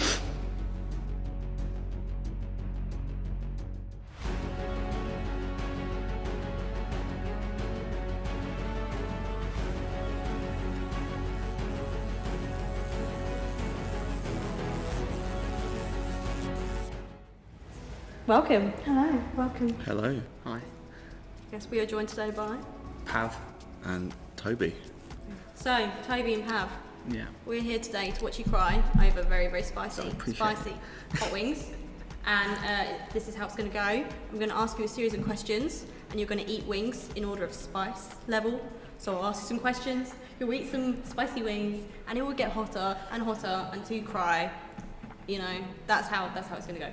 Sounds a little bit masochistic. Yeah. Yeah. Yes. I'm excited personally. You're not going to be joining us? No. Okay. No, sadly not. Lemon herb is the most I can take. Sounds fun. I'm game. Yeah. I'm game. Yeah. Great. Let's do this thing. Let's do it. Okay. So, Pav, you're known to have some pretty crazy ideas. But what is the craziest idea you've come up with for Made in Brunel? I wanted to do a treasure hunt. That was a pretty good one. I wanted to do a scavenger hunt. I wanted to hide Easter eggs on every bit of merch and every bit of graphic that I made, and it would lead you to a treasure. And then about halfway through that, I just gave up. Like, there are still clues still lying around, but they lead to nothing. What was your plan for the big treasure? I don't know. I didn't actually discuss it with anybody, so I don't actually know like what the prize was going to be. Well, now I'm invested. Yeah, it was going to be like, so the lanyards, I was going to put like a little code on the back of them. They were going to lead you to a website, something like that. Yeah. That's the best thing I got. That's the craziest thing I probably was that. Yeah. I remember hearing about that. I was invested, so I'm quite disappointed. Appreciate it. Yeah. Okay, so Toby. Mm-hmm. What's been the highlight moment for you so far as part of Made in Brunel? That time that we cracked the top 10 design podcast in South Korea. Oh, yeah. That was pretty fun. Bit of a That was a bit of a highlight. Uh-huh. Yeah, but I'll take it, to be honest. The top 10 somewhere. Yeah. Doesn't matter where. Doesn't matter where. Apparently we just really gel with the Korean They just demographic. relate. Yeah. Uh-huh. I'm not sure what to, but I guess that would be it. Yeah. I mean, the launch party was ironically funny as well, just because I think everything that could possibly go wrong went wrong. And it was your fault. And it was all my fault, almost certainly all my That's fault. why we need a rehearsal. Yeah. Yeah. Have we had a rehearsal for this? So this is going to go swimmingly. Mm-hmm. Excellent. Yeah. All right. So, guess you need to eat a wing. Is it the first wing? It is the first wing. The first wing. Wing number 1. This is going to set the tone. Do you know what the spice level of this wing is?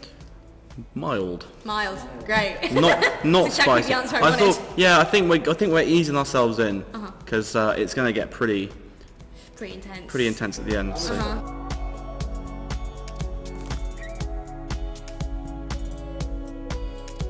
I'm going to just apologise to everybody watching for what is about to happen in the next 20 minutes. Pav? So, You got the right one, yeah? I think so. It's definitely this one. It's definitely on your left. Alright, we're good then. Alright, dilly. Yeah. Go. It's a bit dry. I apologise. That's okay. It's a nice little warm. Standard. A nice little warm kickstart. I can't even taste the spice. It's very lemon and herby. I would cope all right with that one then, I think.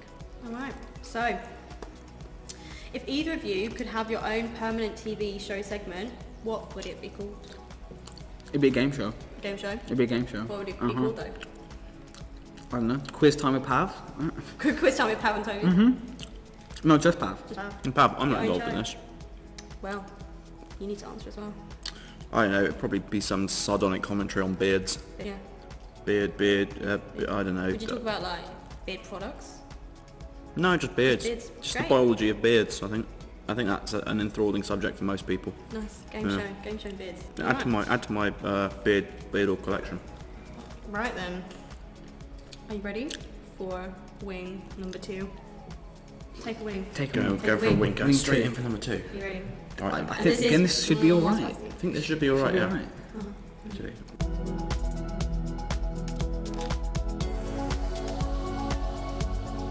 I think I'll go for the pro wing technique. I feel like you should zoom in on that action.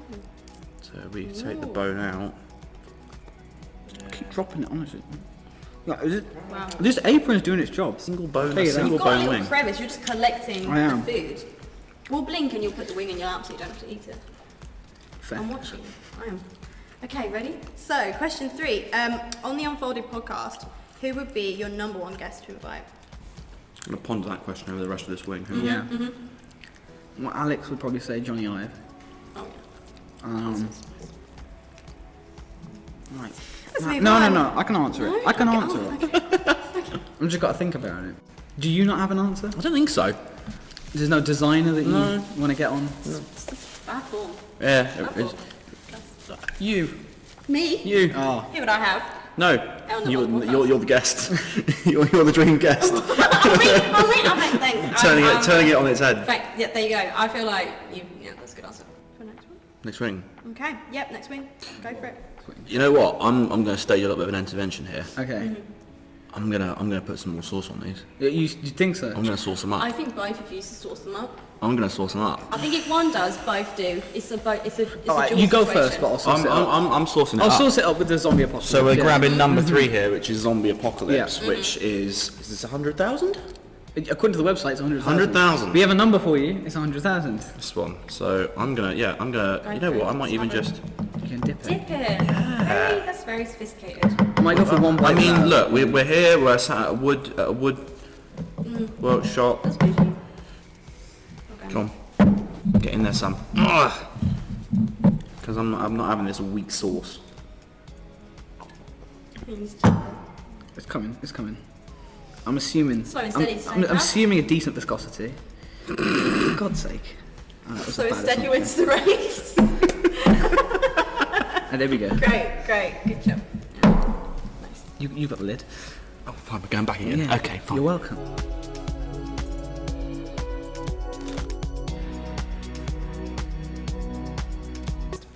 So, if you could travel back in time and talk to your first year self, what advice would you give? I can answer that one. I think. I'd say learn when to stop. Because it can come a point where you're looking at something for so long, you're trying to look at it from all these different angles, and I can feel that one. He's got. There you go. That's what we wanted. Yeah, you're looking at this stuff from all these different angles. You're trying to find a new way of looking at things to maybe spark something, and really you can do that forever. And ultimately, it's diminishing returns. It's never going to be perfect. No, it's never going to be perfect, and the longer you sit and fiddle with it, it's just going to be. It's not going to be worth the effort and the time you put in. So learn when to call it a day, learn when to stop, and then move on to the next thing. I think that would be my advice to old me. Sage advice for first years listening. Learn when to stop. You just munch anyway. I'll leave you to it, and I'll just ask Toby the questions. There you go. Yeah. Oh, here we go. The tongue's coming out now. This is the one. Starting to feel it, getting a bit warm. The first two are easy, but this one, You've got this one. I have a list.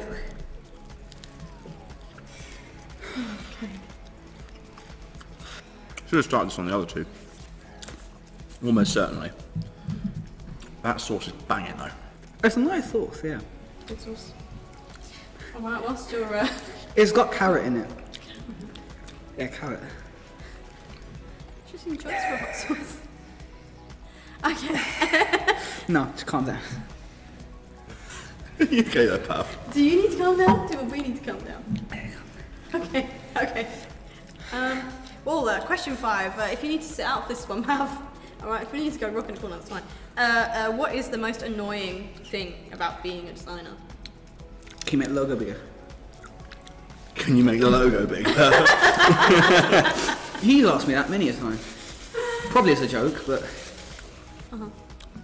Yeah, it's got to be that. I'll tell you what, that's a little bit hot, that one. It's spicy. Yeah. Wolf, do you need a moment? That's alright, I can Yeah. power through. I think, yeah, it's got to be like, oh, can you make it look like more like apple? It's that old thing. It's that thing. Generally, the most irritating thing about design is clients. Oh yeah.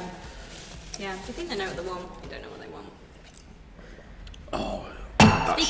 Speaking of logos, I think we can appreciate this bad boy. Pav himself created it. No, it was Ollie. Ollie himself created it, but it's just got Pav's face on it. So made Bruno above the fried chicken, so we can take a moment while these guys sort of cry. I can see tears in Toby's eyes. We'll distract for a minute. And I think I got a little bit too bold with that. Yeah. With that one. Too much. Oh, got the milk's out now. Ooh, mama. Got 2 minutes left, guys. You need to suck yourself up for that. That one's a long one. Like that one's, you have it and it's a little bit hot and then... I feel like those ones will just hit you, slap you around the face. Yeah. Okay. Toby is the king of synonyms. Some say you swallowed a dictionary as a child. What is your favourite word? Mine's negligible. Because the use of the word negligible is negligible. It's good work. I quite like the word statistician. Oh wow. Just because of the way it rolls off the tongue quite nicely. And do you have the definition for that? A statistician is someone who studies statistics. Oh wow. Great if you had a list. Maybe we should get Pab to say that word. That's brutal. Great. The milk's really coming. The milk's really coming. We're getting there. Alrighty. Well, hang on, you were doubting the lemon juice. It's working really well. Lemon juice working wonders? Yeah, just straight, it gets rid of it straight away. Water on it, it's pretty good. Well, we shall see. Genuinely. It's coming back now, but it was good for a second while it lasted. I don't know about you, but I'm feeling it. Lips and the tip of my tongue. Tongue, my whole tongue. When you got spicy sauce. If it touches the side of my lip face, filler I'm when you gone. got spicy sauce, that's what I'm saying. You're gonna look like you've had a little trip to the pizza parlour after this. I'm gonna throw this away. Right, I think next springtime. I don't think it is time. Unfortunately, I say it is time. Take a lap if you need to, you know. Breathe. You can go ahead if you want to start. I will join you in a second. I've just got a single tear rolling down my face. I feel like a character. Is it affecting you more than it's affecting me? I feel like a character. I think you might have a better poker face. I feel like a character out of an Emily Bronte movie, like just a single tear. Spanning, looking in the horizon. Grip. Right, I'm keeping this train rolling. Why? Because. I knew that one would be bad. Oh, no. Oh, that's more liquidy. Okay, so what's this? No, oh, I can smell it from here. It's I think the fear in your eyes. Oh god. Well, I think if a sauce is that colour, it's sort of like warning. It's like why you have sort of black and yellow animals. No, I mean ketchup's say that they're colour. like poisonous. But spicy sauce, that colour, you know. Alright. I feel like that is a warning sign in itself. Because they're getting a bit darker as they go, and I feel like that is a sign.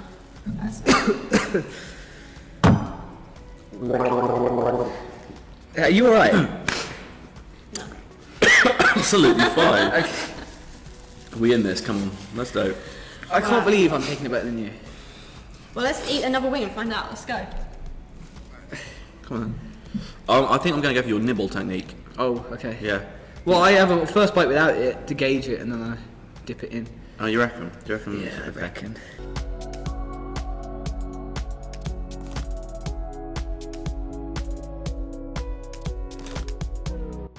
It's a little bit of zing on that one, but it's not too bad. I think I'm going to go for a little dip.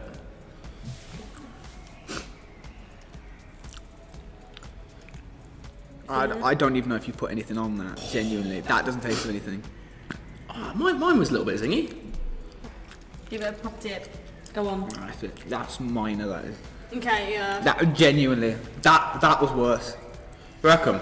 Yeah, I reckon. Why don't you just smother the whole thing in the sauce then? I feel like it's just not hitting you enough. Go for it. Yeah. Yeah. Yeah, go for it. Smear it. Yeah. Call him out. Well, this question is for you. Pav, what is more painful, this spice or finding out the graphics modules? Finding out graphics module. Finding out graphics module 100%. Uh-huh. I will take that to my grave. That was bad. But yeah, no, this is fine. I mean, it's a bit anticlimactic, so you mean you're just coping quite well with that. This one ain't that bad. Yeah. I don't know what you were thinking. That's Maybe easy. they're the wrong way around. Are you struggling with that one? No, well this one's fine. I think we've messed up the order. Yeah, maybe. Well, we'll see, the big boy wing. That was actually quite pleasant. Well, Toby, what is more painful, this spice or feeling you had after the launch event? I think after the launch event, after we kind of went offline, everyone was downstairs in Michael Sterling, well most people downstairs in Michael Sterling, and I was upstairs because we were doing the Q&A and the lecture versus lecture and stuff. And I distinctly remember going offline and literally just collapsing to the floor, where I stayed kind of just like face down for like 5 minutes before I slowly kind of trudged into the room. Everyone else drowned my sorrows with pizza and beer, which tends to be most Friday nights, to be honest with you. But that launch event did really sting.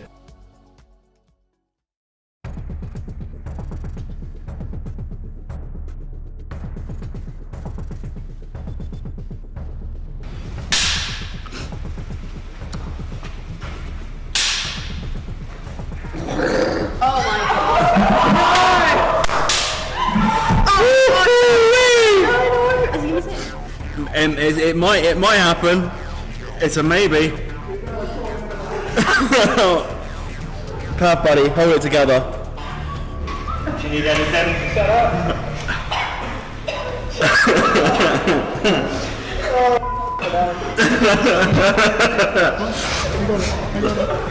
Ollie, is this enough death for you? A bit more, please. Are you filming?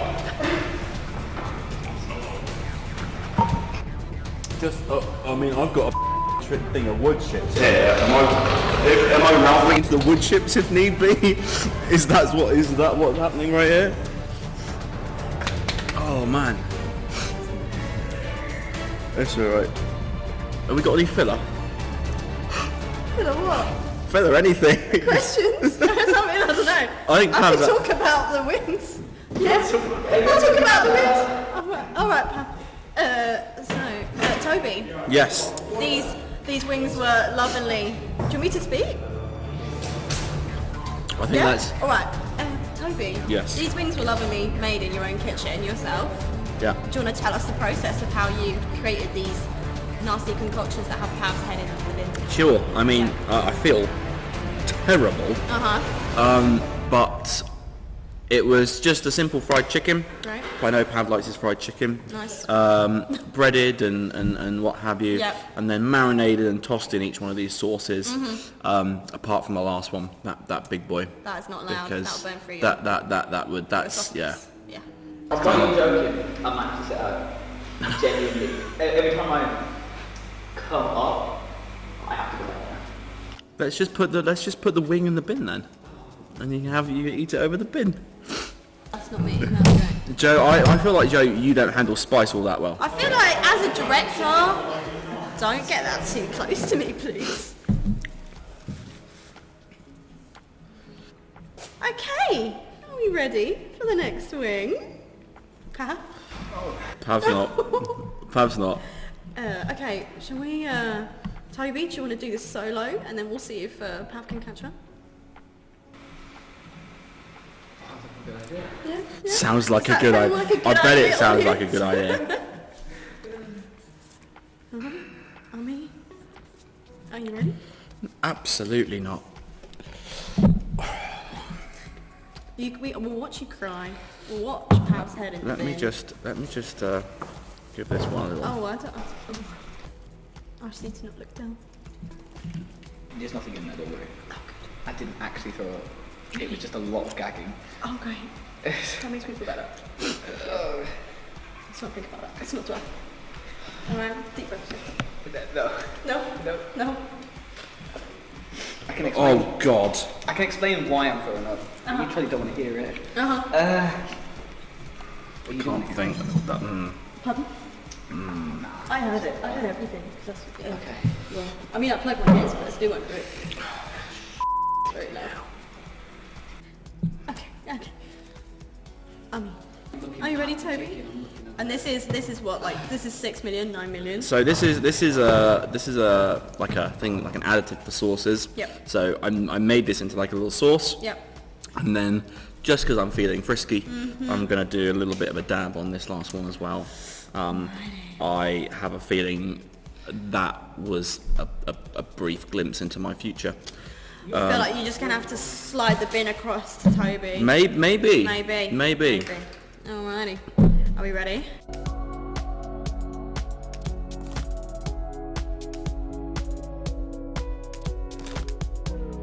Dilly dilly.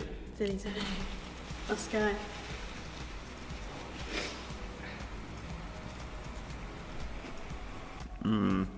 Yeah. That's like battery acid. You feeling it? That's like battery acid. Yeah. Are you ready? No, I'm gonna go for a walk. Oh, take a lap. Do what you need to get some air. Do what you need to do, yeah?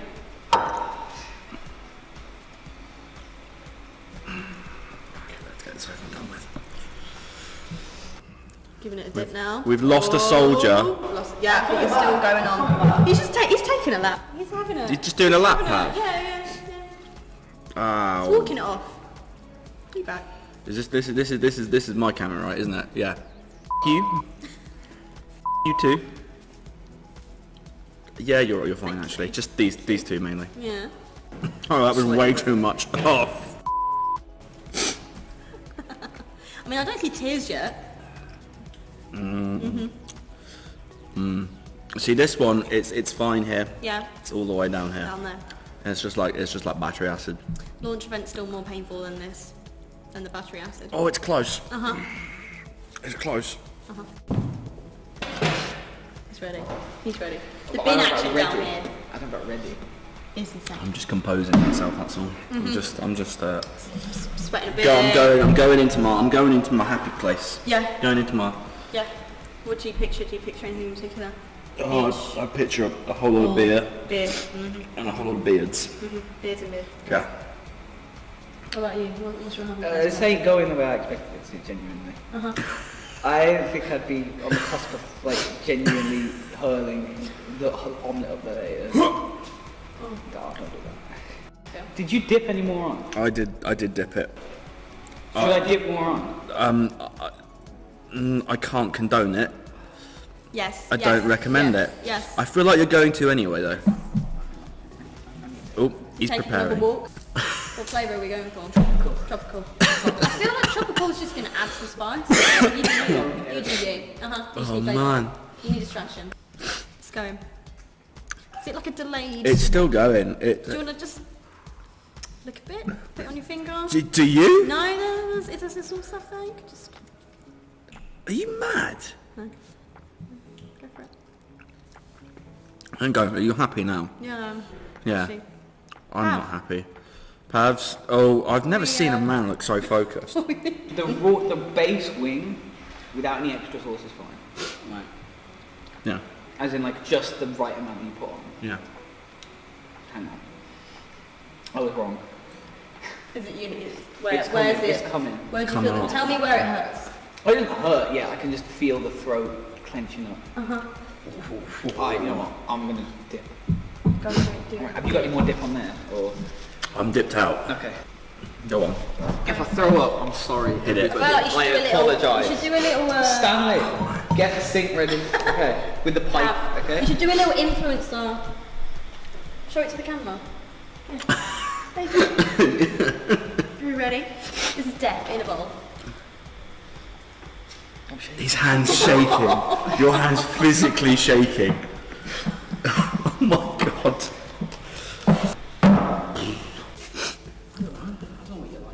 Does this one come with a medical disclaimer on it? Because, like, I don't think that's ever going to go away. Alright, well. I'll let you free to It's See, you've tried to be too clever there. You've seen Gordon do it, and you've thought, yeah, he looks like a smart man that knows what he's doing, and that's why you've gone for the lime juice. I'm like literally like panting like a dog.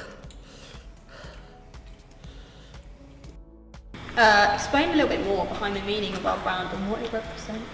Who can even remember at this point? The amount of times I've been asked this question. Should have it memorised then. I should, yeah. Should have written it on the back of your hand. Yeah. Oh, God. And basically, newsprint. Yeah. Yeah, newsprint. There was when newspapers go out on newsstands, they're typically folded over, and you can just see the headline on the top. So the headlining material is kept basically above the fold. So it's kind of meant to represent that we believe that all the students at Grinnell are above the fold and deserve to be on the top end of that, basically the broadsheet of the newspaper. Great. Yeah. Okay, awesome. Yeah. Thank you. All right. It's rolling over. Uh-huh. I can feel it's coming. Oh, it's coming. The wave. It's coming. I feel like you're handling it quite well compared to the other one. I don't know whether that's just your game face or what. So, Toby, what are you most looking forward to at the showcase later this month? Not having to eat chicken wings. Hot chicken wings. Ice cream. No. Instead. Preferably. Yeah. To be fair, I can't speak, man. I feel like, you ever have retainers as a kid? Yes. And everything you just, or like wearing a mouth guard. I feel like I've got a mouth guard in. I feel like your gums and your lips are just swelling up over your teeth. What was the question? What are you most looking forward to? What am I most looking forward to? Later this month? I mean, there's lots of things that we're doing different this year. And I think the ice cream, as you alluded to, is pretty cool. Yeah. We've got outside catering for the first time. Great. Which is, very exciting. Gonna be super hot in June. So ice cream, direct counter for chicken wings, I suppose. You're right there. Doing nothing. It's genuinely doing nothing. But I think I'll say the ice cream just because it was my idea. Definitely. Yeah, so a little bit of You've got to self-love. try some. A little bit of self-promotion. Get to make them. Yeah. Got Toby the list coming on now. Yeah.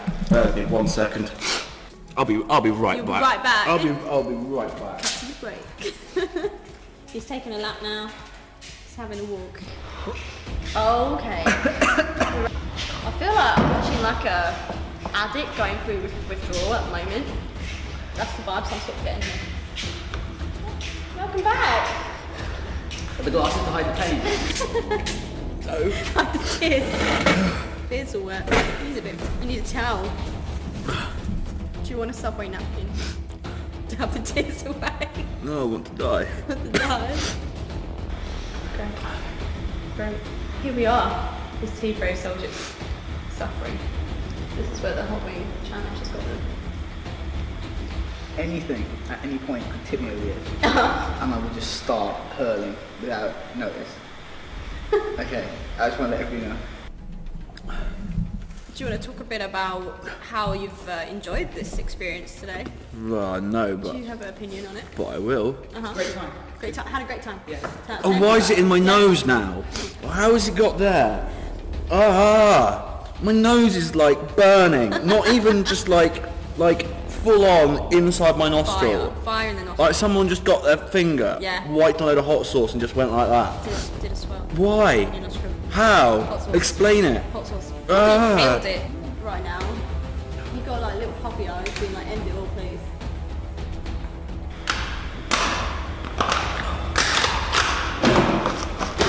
This is enough. That does not go away. That one does not go away. It just stays. It's just here. It's here in my left nostril. Just your left. Just my left nostril. The mouth has started to go a little bit now, but it is my left nostril's on fire. Left nostril. And my yes, Left nostril. the very same. Yeah. And I feel like my left lung's been punctured. Yeah. Am I having a heart attack? Are you having a stroke? Literally. What's been your favourite thing to organise with the showcase? I think just generally having a showcase this year is super exciting. It's something that became super evident when we were talking to Jack and Amber last week on the podcast, how it was such a gut punch for them to not have. Yeah, that's just nod along. I'll carry you, don't worry. how they were. Yeah, that's true. They did have a pop-up, but it became evident like how much of a gut punch it was to not have that showcase. So I just think the opportunity to have one this year is exciting, and the way that we've approached it in so much that because we didn't have a pop-up, this is like our first physical event of the year. Everything else has been online, everything else has been digital, so we've just gone all in, and I think it's going to be awesome. And it's just been really exciting to see how everyone's gotten really creative with it and tried all these new and different things. Nice. People can look forward to seeing your really snazzy outfits at the showcase, so people need to stay tuned with Mib TV. And thank you for joining me today. I hope you haven't suffered too much, and back to Mib TV.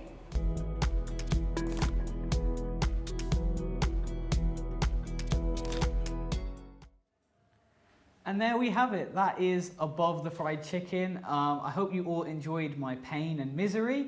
I certainly didn't, but you know, we got a bit of enjoyment out of that. I just want to clarify, it was not the spice of the sauce on number 4, it was the fact that I was drinking lemon juice and then decided to curdle the milk that I was drinking right after that. So that's my own mistake, but it did make for pretty good television, so I don't really mind. We will be back tomorrow with the final day of Mib TV. We're going to have, obviously Toby will be back, and we're going to have our final lot of major project students showcasing their projects, and then we've got some more student-led programming in the afternoon. Can't wait to see what that is. I genuinely don't know right now, so I hope it's pretty good. But no, it should be a good time. If you are in the area, please do come down to the Barge House. We are here for another 2 days. We are here Sunday as well, so please try and make it down over the weekend. We've got some amazing merch, free ice cream as we said yesterday as well, and obviously all the student projects are around and just ready for you to take a look at. So yeah, once again, thank you so much for watching. Thank you so much for tuning in. We'll see you tomorrow.